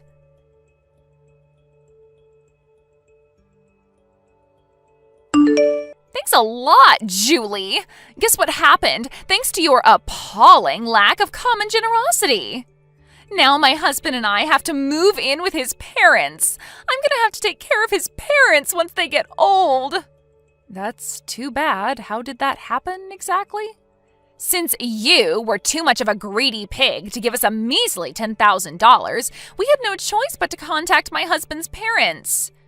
They said that if we wanted them to cover the bill for us, then we'd have to agree to move in with them to look after them once they get too old to live on their own. And my husband said yes. Oh, this is the worst. I see. I see? Is that all you've got to say for yourself? I'm gonna have to spend 20 years of my life looking after my husband's crusty old parents. Do you get that? Don't forget that this is all your fault, Julie. Remind me, which part of this is my fault again? Isn't it obvious? If you would have just been a decent person and covered the hotel bill for us, none of this would have happened. Remind me, when did I ever agree to pay for your week-long stay at a luxury hotel? I'm getting really tired of this. Do you realize that your mother came and apologized to us? She said that if she hadn't gone and told you about our honeymoon, that you wouldn't be in this situation, even though she didn't do anything wrong. Meanwhile, you refused to even place a single smidgen of blame on yourself for anything. That's because it's all your fault for being a greedy, penny-pinching cheapskate. How many times do I have to tell you, Alana? You can't just go and make big purchases expecting someone else is going to bail you out. For the umpteenth time, your bill, your problem. I cannot believe your lack of self-awareness. Holy moly, the irony in that line. Stop using words I don't understand. That's about half of the English language, though. Julie! Yes? Stop insulting me and send me money to pay back my in-laws this instant. No. I said this instant. Here's an idea. Take all the money that you've been spending on bars, restaurants, and vacations while expecting someone else to pick up the tab for you, save it, and then pay off your in-laws yourself. Good luck. I don't wanna. Please, Julie, I don't want to change my in-laws' diapers.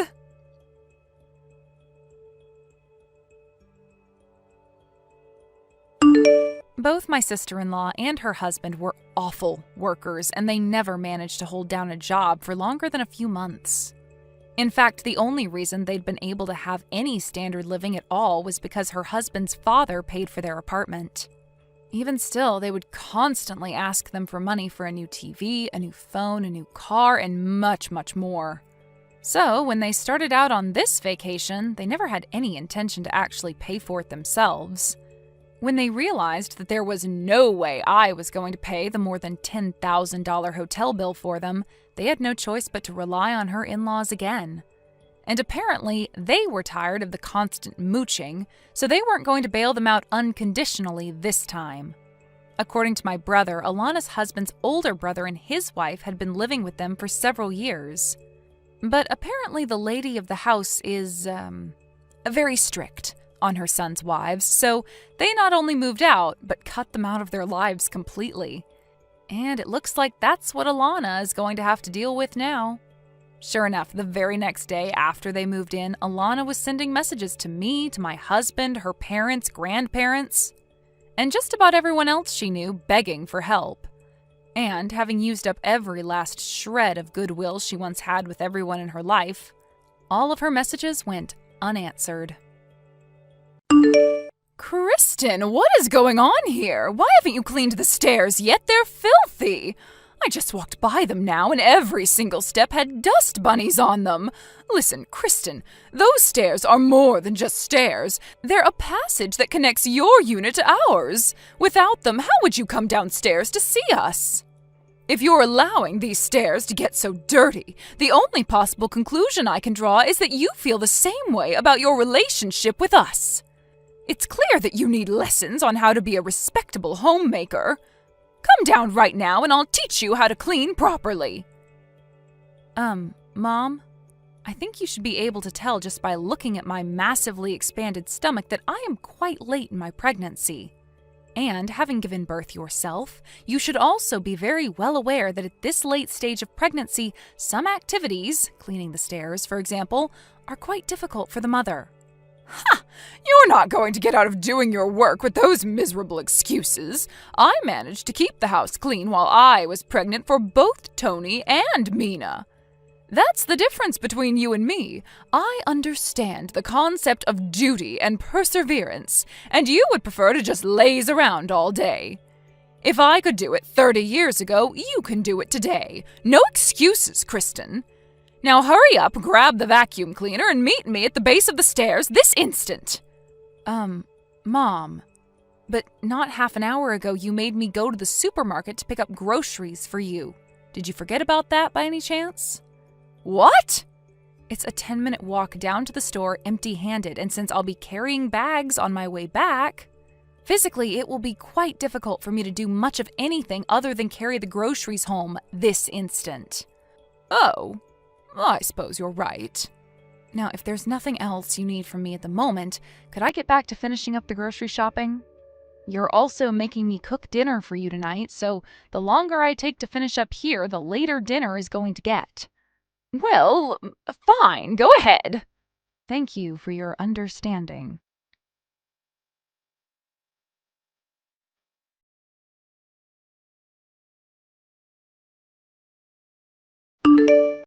Hello there, Kristen. I'm just letting you know that Mina will be moving back in with us tomorrow. Really? That's odd. I don't remember hearing from her for quite some time now. Why is she moving back here? Did something happen? Oh, it's all quite ridiculous. Her mother-in-law and husband were dreadful to her, so they got divorced. Oh my goodness, a divorce? Yes, I was just as surprised as you are. Her first message to me in 2 years, and it's to tell me she's getting divorced. I'll bet that awful mother-in-law of hers drove her away with her constant nagging and badgering. My poor, sweet little Mina. Ah, yes, I can imagine how awful it would be to have a nagging, badgering mother-in-law. In any case, it is what it is. Your assignment for the afternoon is to clean Mina's room from top to bottom. I don't want a single speck of dust left in there, understand? What? I have to clean her old room?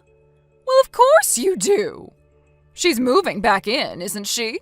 She'll be needing her old room again, and I want it to be as clean as possible for her when she arrives.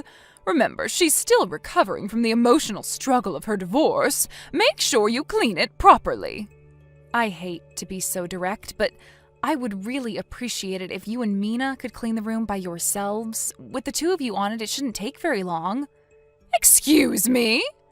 Haven't you seen the weather report? There's a massive cold front on the way. I'm not going to break my back cleaning in freezing weather. You need to do it before it gets too cold. Mom, my baby's due date is less than a month away right now. That room hasn't been cleaned in 2 years, so it's going to be a pretty major undertaking in order to get it all cleaned up. Not to mention, I'm concerned about what sort of dust, mold, and that sort of thing could be in there. I don't believe you. Are you honestly trying to use that same excuse to get out of doing your work again? So what if your due date is so close? I deigned to allow you to marry into this family, Kristen. Don't you forget that. I won't let you repay my magnanimity with this utterly contemptful scorn. This is your responsibility, Kristen. This is what you signed up for. Don't think that I'll let you get away with this reprehensible behavior just because my son, your husband, is overseas on business at the moment. As long as you live in my house, you will live under my rules. This is ridiculous. Are you really so determined to refuse to admit that pregnancy, especially late-term pregnancy, places genuine physical restrictions on a mother's physical activity? Are you really so determined to refuse a direct order by the mother of your husband? When I married my husband, I was decent enough to know my place and obey his mother. I have no idea, nor do I wish to know, what sort of relationship you had with your mother-in-law. But regardless of how things were for you back then, nothing that happened to you would give you the right to treat the wife of your own son in this way. I am sorry, but as a mother, I have a sacred duty to prioritize the health and well-being of the baby inside of me right now. The baby could be born at any time right now, and in all honesty, it's rather appalling that you would be so insistent on demanding so much physical labor from me while I'm in this condition. How dare you! I will not clean Mina's old room. End of conversation. Goodbye. Kristen, what on earth are you doing? I haven't seen you all afternoon, and when I go up to your room, what do I find? You've put a lock on the door to your room? Who do you think you are? Is this the thanks I get for trying to make you into a respectable wife? What did that boy ever see in you? Well, when he gets back from his business trip, I think I'm going to have a long, serious talk with him about your future in this family. For the time being, come out of your room this instant. Don't think you can hide from me in that room all day. You will obey your mother-in-law. That's an order. If I have no other choice, I'll simply have to break the lock with a hammer or something. Ugh, what did I do to deserve such a troublesome daughter-in-law? Kristen! Kristen, I know you're there. You can't ignore me like this. Mina's going to be home any minute now. I order you to get out of your room this very instant. I mean it. Oh, and one other thing. The weather report said that we'll be getting an extremely heavy snowstorm starting this evening into tomorrow morning. And thanks to you slacking off on your duties to me, I haven't had anything to eat for breakfast or lunch. Do you know what I'm going to have to do now? Go down to the convenience store to buy food for myself and Mina. Do you understand the lows you have forced me to stoop to? What if I get food poisoning? When you come out of there, bring your wallet with you. You're going to be the one paying for this, plus interest. You truly dreadful girl. If this is the kind of daughter-in-law you are, I'm utterly terrified for your poor child's future. Unlike you, however, I'm not one to give up. I will straighten you out, Kristen. I will transform you into a real wife and mother like myself, no matter what it takes. Oh no, look at what you've done. It's already starting to snow. I can't believe this. I put on my normal shoes when I left the house because I thought the snow wouldn't start until this evening. I could fall and hurt myself on the way home. Food for 2 people is so heavy, I'm completely exhausted. How could you do this to me, Kristen, after all I've done for you? And what's worse is Mina just told me she'll be at the house any second. I'll bet she was absolutely devastated when I told her that you were being a lazy bum and hadn't cleaned her room yet. It almost brings me to tears just thinking about it. But even through her devastation, she still managed to muster up the courage to say, "It's all right, Mom, I can do it myself." I may have had no luck with a daughter-in-law, but at least my real daughter appreciates me. Well, just you wait, Kristen. You've gone too far with your disrespect this time. You're going to be punished for this, and I know exactly how to punish you. Kristen, what is the meaning of this? I just got home a moment ago. And now I see that you are still holed up in your room? Unbelievable. Mina's already in the house. Don't pretend you didn't notice. You have to have heard her come in. Have you no common decency? Come out here and say hello to her. How long are you going to continue ignoring my messages, Kristen?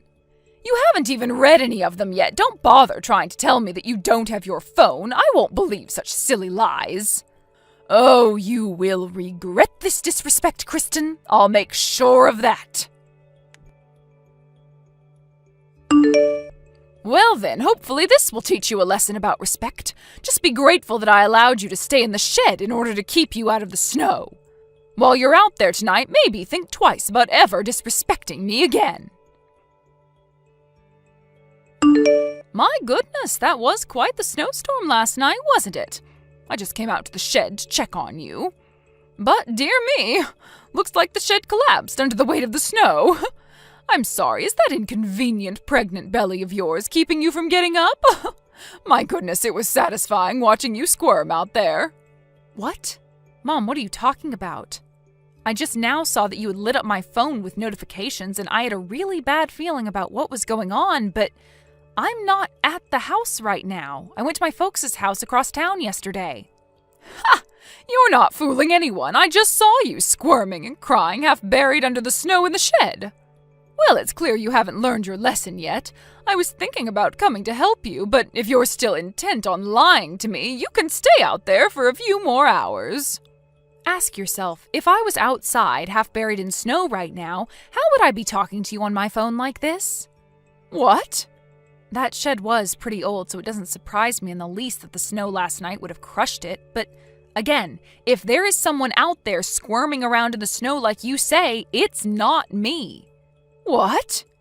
I think you might want to take one more look out there to see who it really is. Why, Kristen, why didn't you come back to the house yesterday? Ah, so it would seem that the person buried in the snow was actually Mina, huh? The neighbors called me a bit ago. They said that they were concerned when an ambulance showed up at the house, sirens blaring. Well, what was I supposed to think? It was your room, the door was locked, and you weren't answering my messages. How was I supposed to know that Mina was the one asleep in there? Any rational person would have assumed it was you. Her room still hadn't been cleaned, right? Did you think she was just going to lay right down on top of 2 years' worth of dirt and dust? But how did she get into your room? The door was locked. Oh, I have a pretty good guess. Back before she got married and moved out, Mina had a nasty habit of going into my room and taking my things without permission, so eventually I got tired of it and put a lock on the door. Then, after a while of having the door locked, one day my things started vanishing mysteriously once again, so I figured she must have made a copy at some point. I caught her using it once and took it away from her, but I guess she must have had a spare, too. That's beside the point. This is all because you went to your parents' house yesterday. I know, isn't that an incredible coincidence? How can you laugh at a time like this? While I do feel bad for poor Mina, you have to admit it's pretty ironic. But you should also be grateful it wasn't me. If it were me out there rather than Mina, there's no way that both me and the baby would have come out of this okay. And you would have had some pretty serious consequences on your hands. But why didn't you tell me you weren't coming home yesterday?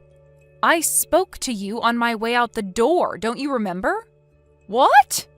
2 nights ago, I messaged Tony and told him all about the terrible way you've been treating me while he's been overseas, and asked him what he thought I should do. He told me that I should get out of the house for now and go stay with my parents. I called them up right after that, and they came to pick me up yesterday morning. They were planning on at least stopping inside to make an effort to be polite and say hello.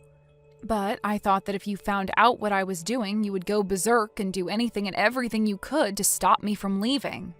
So I told them to wait in the car and that I would tell you they said hello. Wait, was this while I was watching TV? It was indeed. So let's recap, shall we? Mina has gained so much weight in the course of her 2 years of being a total freeloader at her now ex-husband's house that you mistook her for a very pregnant me. And without even bothering to check for sure who it was, you threw her into the shed. Did I miss anything? Oh, that's right. The neighbors told me that they had talked to the paramedics who told them that the reason Mina couldn't get herself out of the snow was because she dislocated her hip when you threw her into the shed. How can this be happening? And come to find out that the real reason for Mina's divorce was actually because she was constantly verbally abusive towards her mother-in-law while her husband was away at work. That apple sure didn't fall very far from the tree. That can't be true! You're lying! Nope, it's true. Call her ex yourself. In any case, I suppose I'll let you get back to looking after Mina while she's recovering. That's right. You need to hurry up and get back here so you can take care of Mina while she's recovering.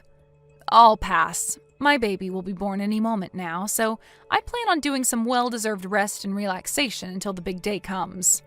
You can't do that!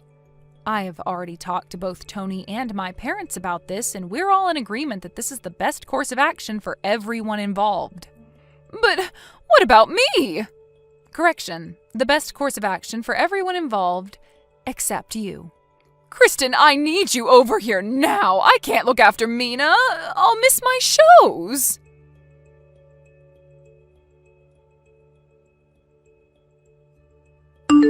I started getting contractions about 5 days after that incident, and it just so happened that my husband Tony got back in town from his business trip just in time for him to be in the delivery room with me for the birth. We are now the happy and proud parents of a healthy baby boy. Meanwhile, in stark contrast to our happiness over the birth of our child, my mother-in-law is neck-deep in serious trouble. Mandatory reporting laws meant the hospital contacted the police, and after a very quick investigation, she was hauled off in the back of a police car. So, while Mina was discharged from the hospital a few days later with a clean bill of health, my mother-in-law is now looking at building a criminal record. Tony and I talked it over, and we decided that considering how things have been going at his mom's house, we would make our temporary stay at my parents' house a permanent one. With her husband giving her the boot, her brother moving out of the house, her mother moving into a jail cell, and her father having already passed away, Mina realized that there was now no one she could mooch off of. One day I got a not-so-subtle text from her asking if she could stay with us at my folks' place for a few days. My quick-thinking husband told her that she could stay as long as she would agree to become a live-in maid for us and my parents. She left his message unread, and we haven't heard from her since. Yo, Colleen, you there? Are you at home right now? Yeah, I'm here. Why do you ask? And besides, if you're home, you could always just, talk to me in person. Why are you texting me? Because I figured you had started on one of your usual lectures if I talked to you in person. Looks like I was right. So anyway, where's my dinner? I didn't make any for you? You told me yourself this morning that you were going to be out late and didn't need any dinner. So yeah, I just made enough for myself. Oh my god, you are worthless. Newsflash, plans change sometimes, Colleen. Seriously? Only making enough for yourself? No leftovers? Not even a light snack for later? How selfish can you get? Why are you chewing me out by a text like this? And if you can chew me out by a text like this, couldn't you have texted me that your plans changed? If you could think of someone other than yourself for a change, I wouldn't need to text you at all. Harry, what has gotten into you lately? Why are you so angry at me? You never used to be like this. It's like you're a completely different person. I'm me. The same me as I've always been. And who the hell are you? Whatever. I really don't feel like talking anymore about this right now. Oh, so you're gonna run away from me, huh? Is that what this relationship is to you? You think you can just walk away from your responsibilities to me whenever you feel like it? Look, it's clear that you're in a bad mood. I'm tired and I don't feel like getting into a fight. I don't know if it's stress from work or you're not even feeling well or whatever, but let's just call it a night and we can talk again in the morning when we're both feeling better, okay? Yeah, sure. Fine. Whatever. I'm concerned about you though, okay? If there's something on your mind, I wish you would just come out and talk to me about it. And as for dinner, there's a bit of soup left over in the fridge and some fried chicken in the freezer. And if none of that sounds good, you can go to whatever restaurant you want and order a takeout. Yeah, I'll just do whatever. Hey Mom, did you hear that? It sounded like Dad just came home. Yeah, he did. He texted me asking me where his dinner was. That's weird. I remember him saying this morning that he'd be working late tonight and that he'd get something for himself. Yeah, and when I reminded him of that, he told me that good wives can somehow magically read their husbands' minds and know their plans changed or something to that effect. What is wrong with him? Seriously, who does he think he is? I swear he makes me so mad sometimes. It's okay, Sienna. Calm down. Remember, he's still your father, okay? You don't have to stand up for him like this, Mom. I'm on your side. What do you mean, Sienna? I know everything, Mom. Everything? I know why Dad is coming home late all the time. I know why he's been treating you so terribly lately. I know, Mom, everything. I guess you're more observant than I gave you credit for. I'm sorry about all of this, Sienna. It's just, well, I figured that I could wait to deal with everything until you had graduated from high school. But I guess maybe I was wrong to do that. You don't need to worry about me, Mom. Besides, I already have a job lined up for me after I graduate. Not to mention, my graduation is only 3 months away. If there's anything at all I can help you out, Mom, I want to do it. Let me help you. Thank you, sweetheart. I guess if you would really mean that, then I have no reason to keep on bearing with this anymore, do I? None at all. Go get him, Mom. All right. I'm gonna have to give a good deal of thought as to what my next plan of action is, though. We'll talk more later.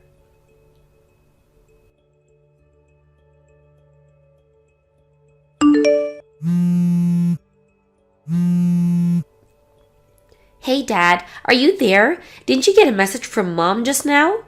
It's an emergency, Dad. You need to answer the phone. Mom was taken to the 1st District Hospital in an ambulance. My high school graduation ceremony was today. Mom came, but I was talking to my friends, so she left ahead of me. When I got home, she was collapsed on the kitchen floor. She wasn't responding, so I called an ambulance to take her to the hospital. She still hasn't woken up. I know that you guys are heading toward a divorce, but as of now, you're still husband and wife, aren't you? So please, Dad, please. Please come to the 1st District Hospital right away and see Mom.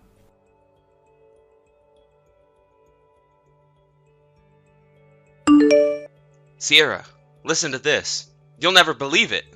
I just got the best news I've gotten probably my entire life. It's too good to be true. Get this. My wife just got hauled away to the hospital. Apparently she's totally unresponsive. But wait, it keeps getting better. She's been saying that she wouldn't agree to a divorce unless I pay her a massive settlement, right? Well, I just went home and looked through my wife's files. And guess what? I found the divorce agreement she'd been working on, and she already signed it. This is my chance. I can make a few edits, submit this to the courthouse, and boom! I'm divorced on my terms, and we can get married. So, yeah, I'm gonna head over to the courthouse right now while my wife is still unconscious. And then tomorrow, you and me can head to the very same courthouse, say our vows, and be together forever.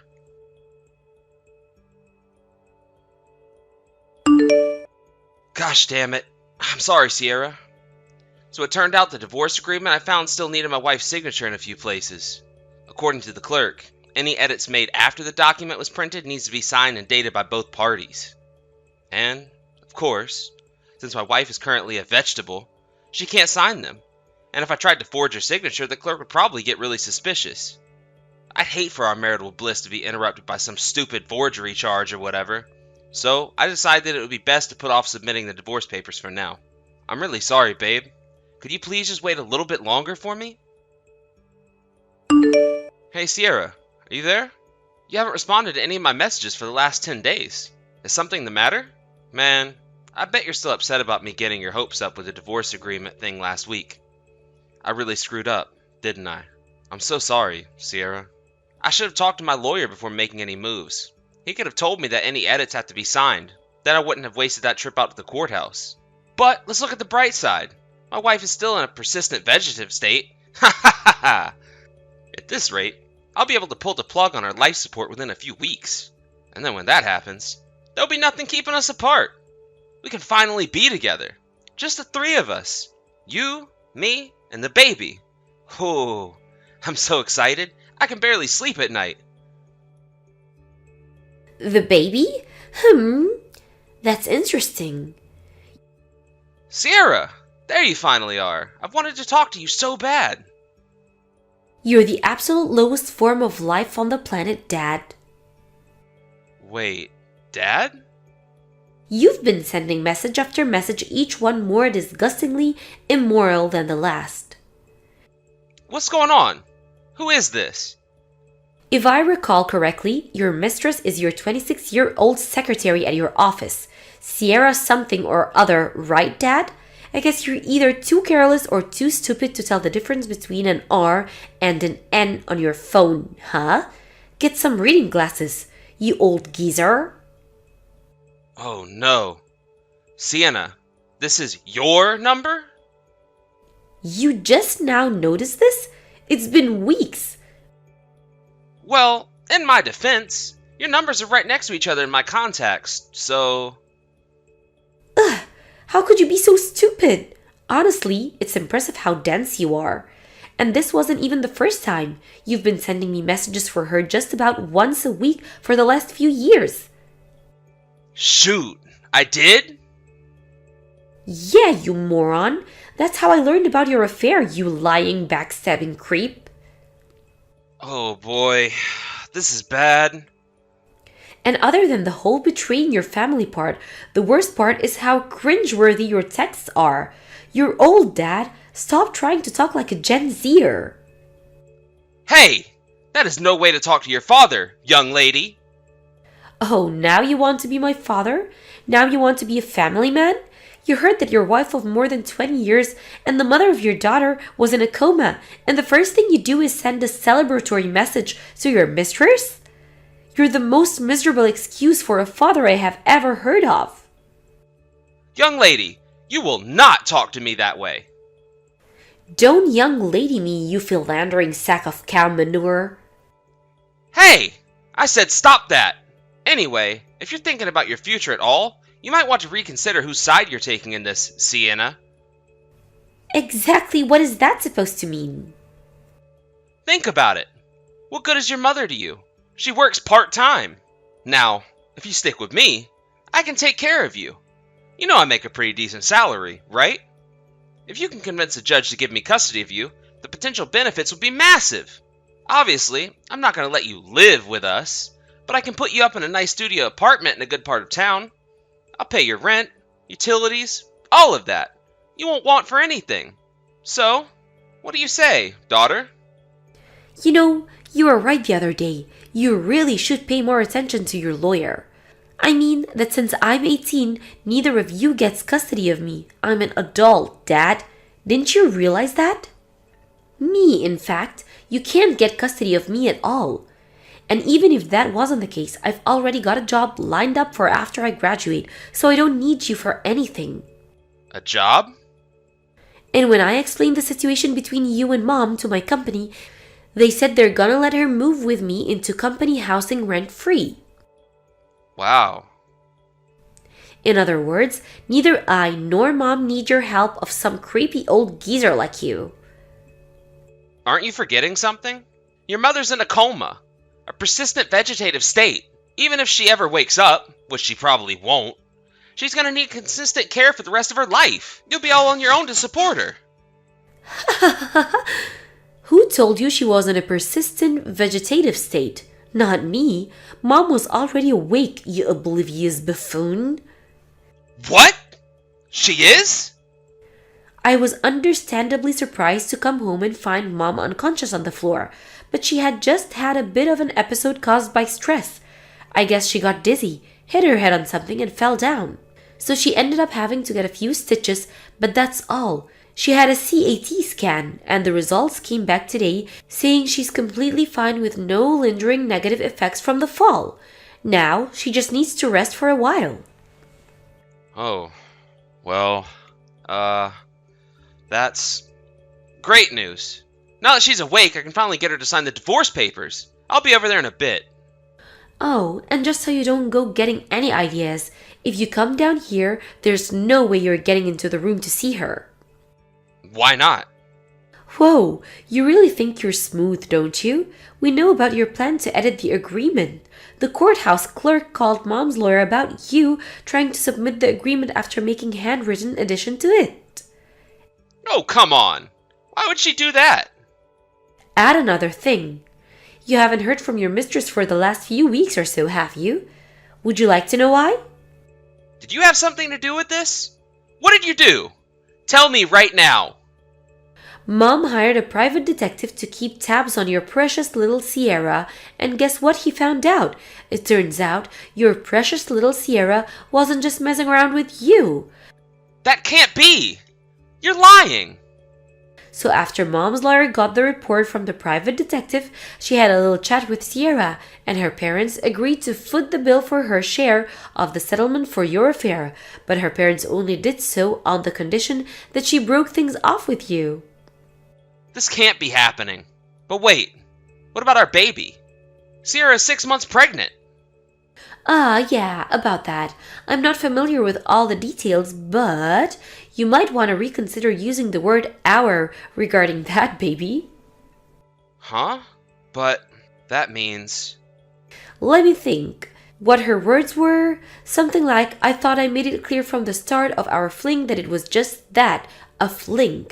I was just bored and wanted a little excitement. She said that? Once I got pregnant with my real boyfriend's baby, I told him I couldn't see him anymore and broke things off with him. So imagine my shock when he started talking about getting married to me all of a sudden. And now, his wife found out about it, so I have to pay damages. This is the worst.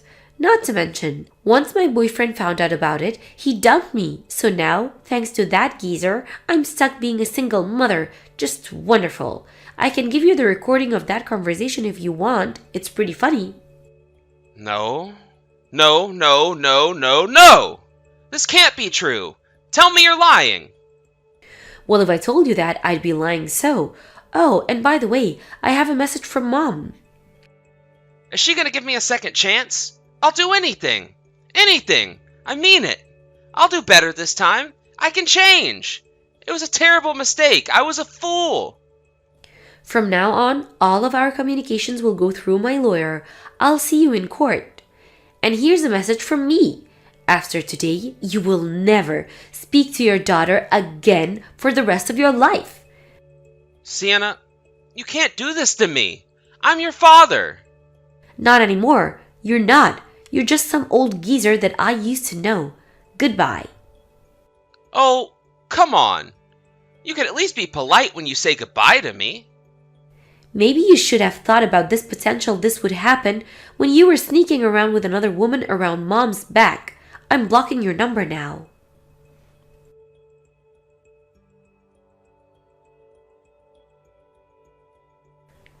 I figured that even all of that still wouldn't get the point through my dad, so I called my uncle, his older brother, and explained what happened.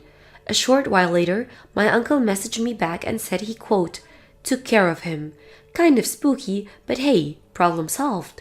He tried to fight paying the settlement to Mom, saying he was totally broke, but then Mom's lawyer looked into his finances. He apparently had just enough to pay off his settlement, so that was all seized and paid out to my mom immediately. They also found that he'd withdrawn a large portion of Mom and Dad's mutual savings account just before the divorce, so the judge ordered all of that to be paid back as well. Once that was finished, my parents' divorce was officially finalized. After I told my uncle about my dad trying to get out of paying the settlement, he messaged me back saying, looks like he needs another lesson. Should I stop telling my uncle things? Nah. His company found out about his escapades too, and promptly fired him. Having lost his family and his job, I wonder what he's gonna do now. Meh, it's not really any of my problem. A friend of mine said they saw him getting on a bus heading out of town. Maybe he'll try and start over. But at this age, good luck with that. Oh, my dear sister-in-law, I'm trying to talk to you. I hope you're reading this right now. Please tell me that it's not true that you're working until late on the night before your brother's wedding. Yes, I am. I guess you could say that work's dragging on a little bit. The people who I'm working with at the moment are a little bit behind schedule, so I have to wait a bit longer for them to finish. Oh, my dear Taylor, for working in such a strange place, you've got a lot of pride, don't you? Pride? What's that supposed to mean? I don't understand what you mean by that. You know that you don't have to be so cool and calm about it in front of me, right? All you have to say is that you're working late into the night, and that there's been a sudden change in the work schedule. But I don't think I'd describe it as a night shift. That's not really how my work is done. Okay, I suppose that's fine. You know it's no big deal if you can't make it to the wedding ceremony if you're going to be working all night. Wait, no, I think you've got this a bit backwards. It's not like that at all. My work isn't going to affect me getting to the ceremony. I haven't got my parents around anymore, and if I were to not show up to the ceremony, my uncle and his family would be the only relatives on the groom's side that'll be there. By the time the ceremony starts, everything should fall into place here, and then I can attend the ceremony. Everything will work out just fine. The timing of it isn't all that bad. Ah, okay. Is that how you think it's going to work? You don't think that you won't be able to make it? It should be fine. Anyways, I've got to get back to work so that we can finish up here. I'll see you tomorrow, Julia. Okay, that's not a problem. Just letting you know that you don't have to force yourself to come to the ceremony if you're really busy. An ordinary factory worker wouldn't really fit into our wedding ceremony anyways, especially being around an elite music college graduate. Good morning, Julia. I hope you were able to rest well before your big day today. I just arrived at the wedding venue as I was able to get all my work done. Oh, hello there. I wasn't expecting you to message me this morning. So you got here with plenty of time then? It may seem out of place me being here, but we're the groom's only relatives. My uncle, his family, and I are all my brother has. Thank goodness I was able to attend today. I'm really glad that I was able to get here in plenty of time. I really didn't think you'd get here. I wonder if you're not willing to give up personality is due to you being stubborn. I'm not surprised, as you're just a high school graduate who sits at the bottom of society. Well, good thing I didn't end up rushing during the middle of all the excitement and ruining the atmosphere of the ceremony.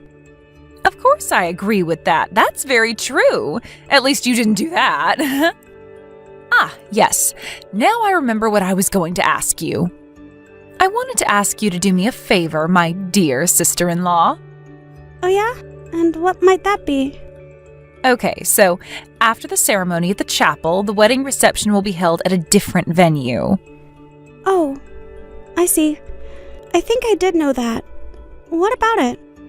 My friends from the music college I attended are going to be doing some entertainment for us. So that includes singing and other performances. As one of the only representatives from your side of the family, could you sing a song in front of us and all the guests we have?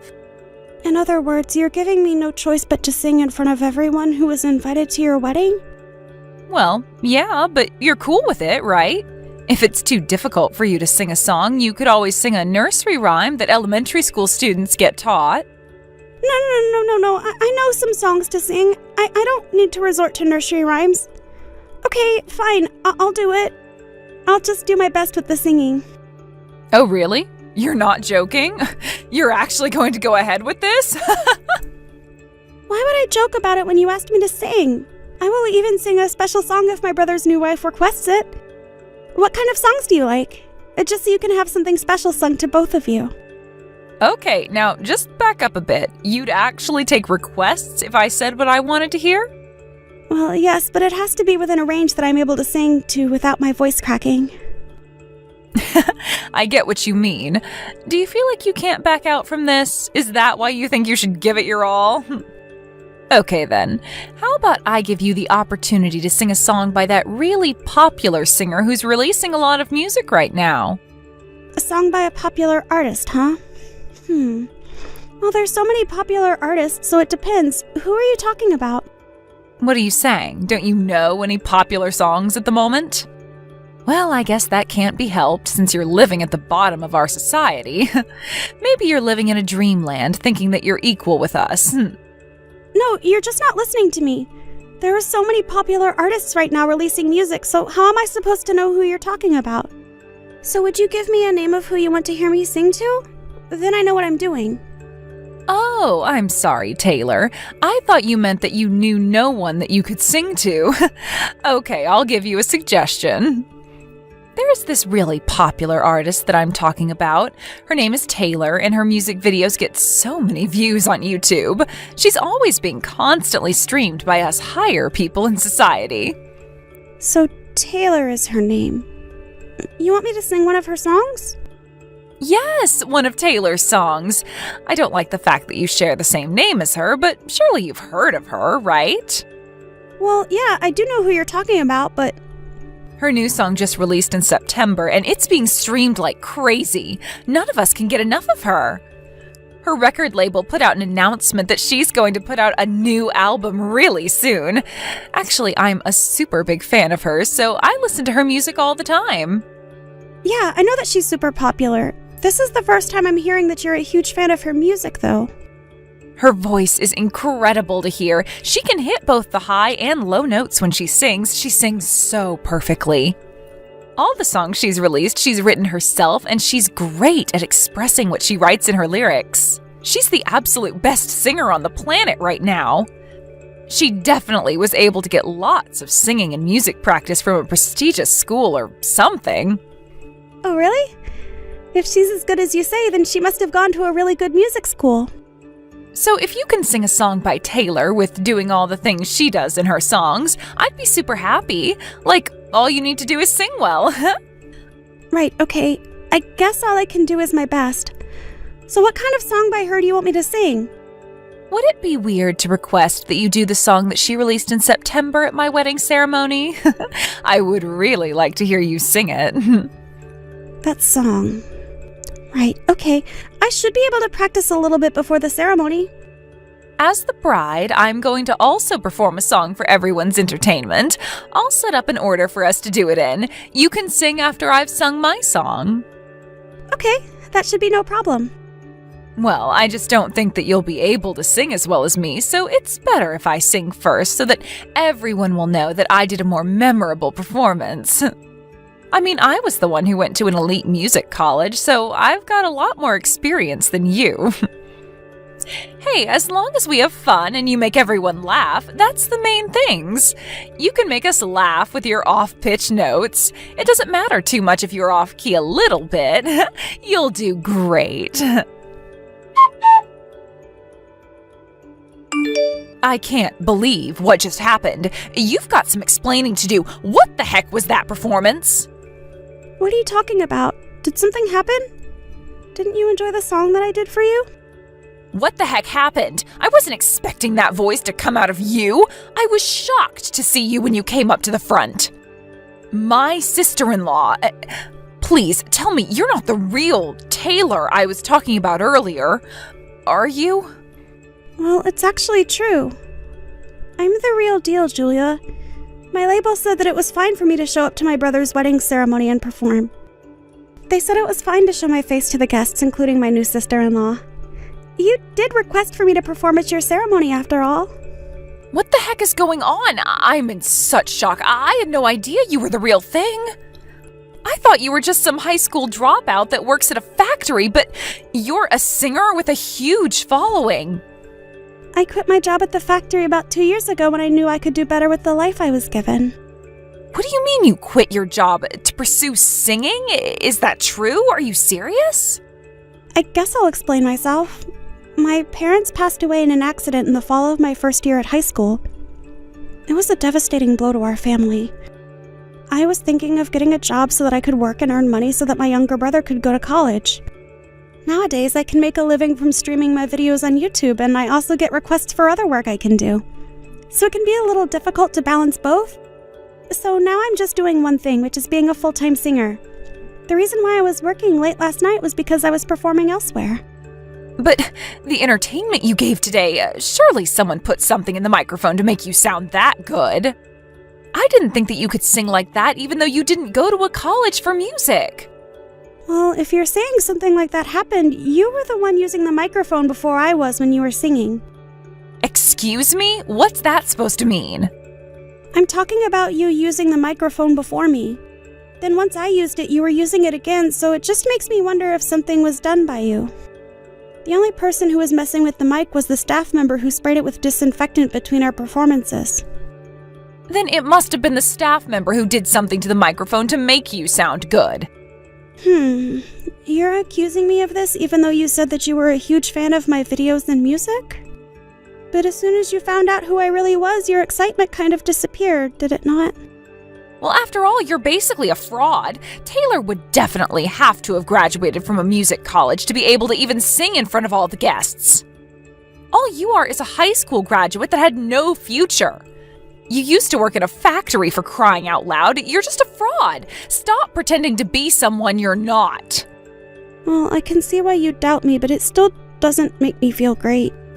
I'm going to do a live broadcast in 3 days' time, so if you tune in to watch me, then surely you'll believe everything you're hearing and seeing. You're doing a live performance? Online? In 3 days? Are you for real? Yes, I am. I think I'll head home now. I don't think it's a good idea to attend the after party. I don't want to make any more of a ruckus since it's your wedding and you both should celebrate in peace. Julia? It's Taylor. I just wanted to ask you something. I kind of need to know what you said last night. Why did you make such a fuss about my schooling and my background yesterday at the after party? Why did you say that I was lying about it?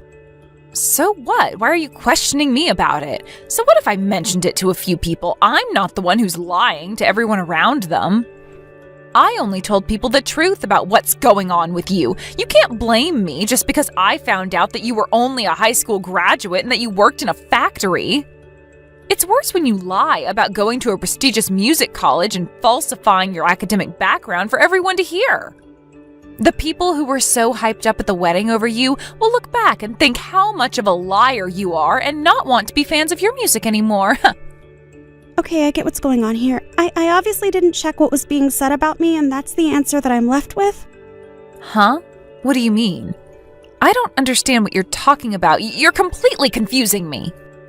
You know, Julia, there's just a little fact that I'm going to mention to you before this all gets out of hand. In a previous Q&A video I posted online, I talked about how I had to drop out of high school halfway through and start working because of the terrible circumstances my family faced. I never mentioned anything about going to some music college. I know I never went, but it doesn't mean I can't sing. Huh? What video? A fan actually asked you about how you got to where you are today? I've got no idea what you're talking about. But then you started stirring up things at the after party by telling people that I never went to music college and that I'm just a lowlife that didn't manage to graduate high school and had to work to earn money. When I think a lot of people know that to be true. You're the one who misinterpreted everything about me. For all the people who have seen the video, they wondered why someone would say something like that. They must be jealous of your success. I haven't got a clue what you're on about, Taylor. I never really meant anything by what I said. I was just speaking the truth. What's the matter with that? So, when you actually think about it, I didn't really cause any damage to you at all. Not to your personality, your background, or your career, right? I can't believe what's happening to me now. This isn't fair. I think I'm going to get a divorce handed to me by your brother. Huh? What are you talking about? What's going on? I think this is because of the live broadcast that you're doing. Oh, that's what you're talking about.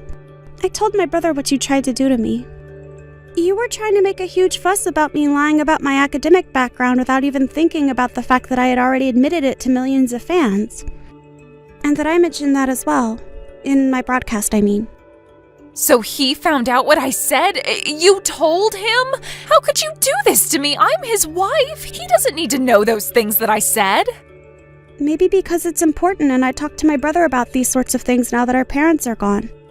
I guess my brother discovered what you said just as I was about to send that comment you mentioned to me, but I didn't have my phone on me to do that. I really wanted to, though. Because I had no idea that Taylor, who I was a huge fan of, hadn't graduated from music college but hardly graduated from high school. Plus, you stood out way too much at my wedding and took the spotlight off of me. You made a fool out of me. How could you do that to a fan? But think about what you did in the first place, Julia. As a singer, I never said that I graduated from a music college. A lot of singers actually don't go to music college, by the way, these days. In a magazine article that I did, I introduced my background to the readers so they could get to know me better. I wrote that I'd entered the workforce after I dropped out of school so that I could get my younger brother into college and that I could make a living. I never once lied about my education or my background. I've got no reason to lie, so I didn't appreciate what you said to me, so I told my brother. Then why is it that my sister-in-law talked about going to university to study music in the first place? You've made everything for me so confusing. Oh, right. I guess I will explain that now. My brother told me that every time you watch my videos, you used to ask what university I went to study music. And then he said that I didn't, but you never listened as you were too focused on what you actually wanted to believe was true. Huh? What are you saying? I don't understand what's going on anymore. I'm so confused. Do you really think that I'd be that stupid? I don't know. Maybe. Maybe it could be that you judged people solely based on their academic background and just believed that I went to a music college. What? What do you mean by that? I do nothing of the sort. I'm a good person. I'm not judgmental at all. How could you say something like that to a fan? How can you accuse me of something like this? I'm just trying to get the truth of all this. I've already told people the truth. You're the one that turns their nose up if they haven't come from a wealthy background. There are no facts about me in the magazines or online that I went to music college. Stop saying that I've lied to my fans, but I didn't. I've been nothing but truthful. I've never falsely stated that I've attended a music college. I learned how to play and write music all by myself. I made a public statement to my fans that I was a high school dropout and that I worked for a while before starting my music career. How many times do I have to explain this before it gets through your thick skull? Stop trying to sabotage me! If you start leaving any more comments online about me and my history that I've been truthful about, you'll hear about it from my label. You'll be the one getting burned from all of this, not me. I've done nothing to you, but you've tried to embarrass me in front of my fans in the music world. You should be grateful that my brother isn't doing any more than divorcing you for how you've treated me. But it was obviously a mistake. He shouldn't be divorcing me over this. It was just a simple mistake. I can fix it. Otherwise, apart from what I just told you, I've got nothing else to say to you anymore. But please, Taylor, you've got to help me out here. Make your brother see sense that I just made a mistake about you and that I'll make it up to him somehow. I still want to be married to him and I'm a huge fan of you and your music. I just made a mistake is all. Even if I wanted to help you, I wouldn't after all the trouble you went through to try and sabotage my career. I've worked hard to do what I've done and get my brother into school. And happy. I think it's better for you both to get a divorce so that it can all blow over and we can all move on. Are you kidding me right now? You're just going to let this all happen to me? But I'm a fan. I thought your fans were important to you. I don't understand. Well, I just stated what I wish to happen, so I don't think I want to help someone who tries to sabotage their inspiration. If you want to change the outcome, you need to talk to my brother and come to some sort of conclusion. I wish you luck, but I don't see you being in our family. I ended up not telling Julia what the plan was for the wedding, but it was originally my brother's idea for me to sing at their wedding ceremony. He said that she was a huge fan of mine and that he wanted it to be a surprise. He ended up apologizing to me as the outcome turned out to be the exact opposite of what he was expecting. But that's not his fault. As a result of this, him and Julia got divorced. From there, Julia was even more aggravated by the fact that I never went to college to study music, and that I was only a high school dropout. She began searching for a highly educated and rich man. Apparently, he graduated from a university overseas called Oxford? He ended up earning a lot of money per year. And in conclusion, he committed marriage fraud against Julia. He was later arrested, but she was left with a huge amount of debt. She ended up in a demanding job to pay off the debt.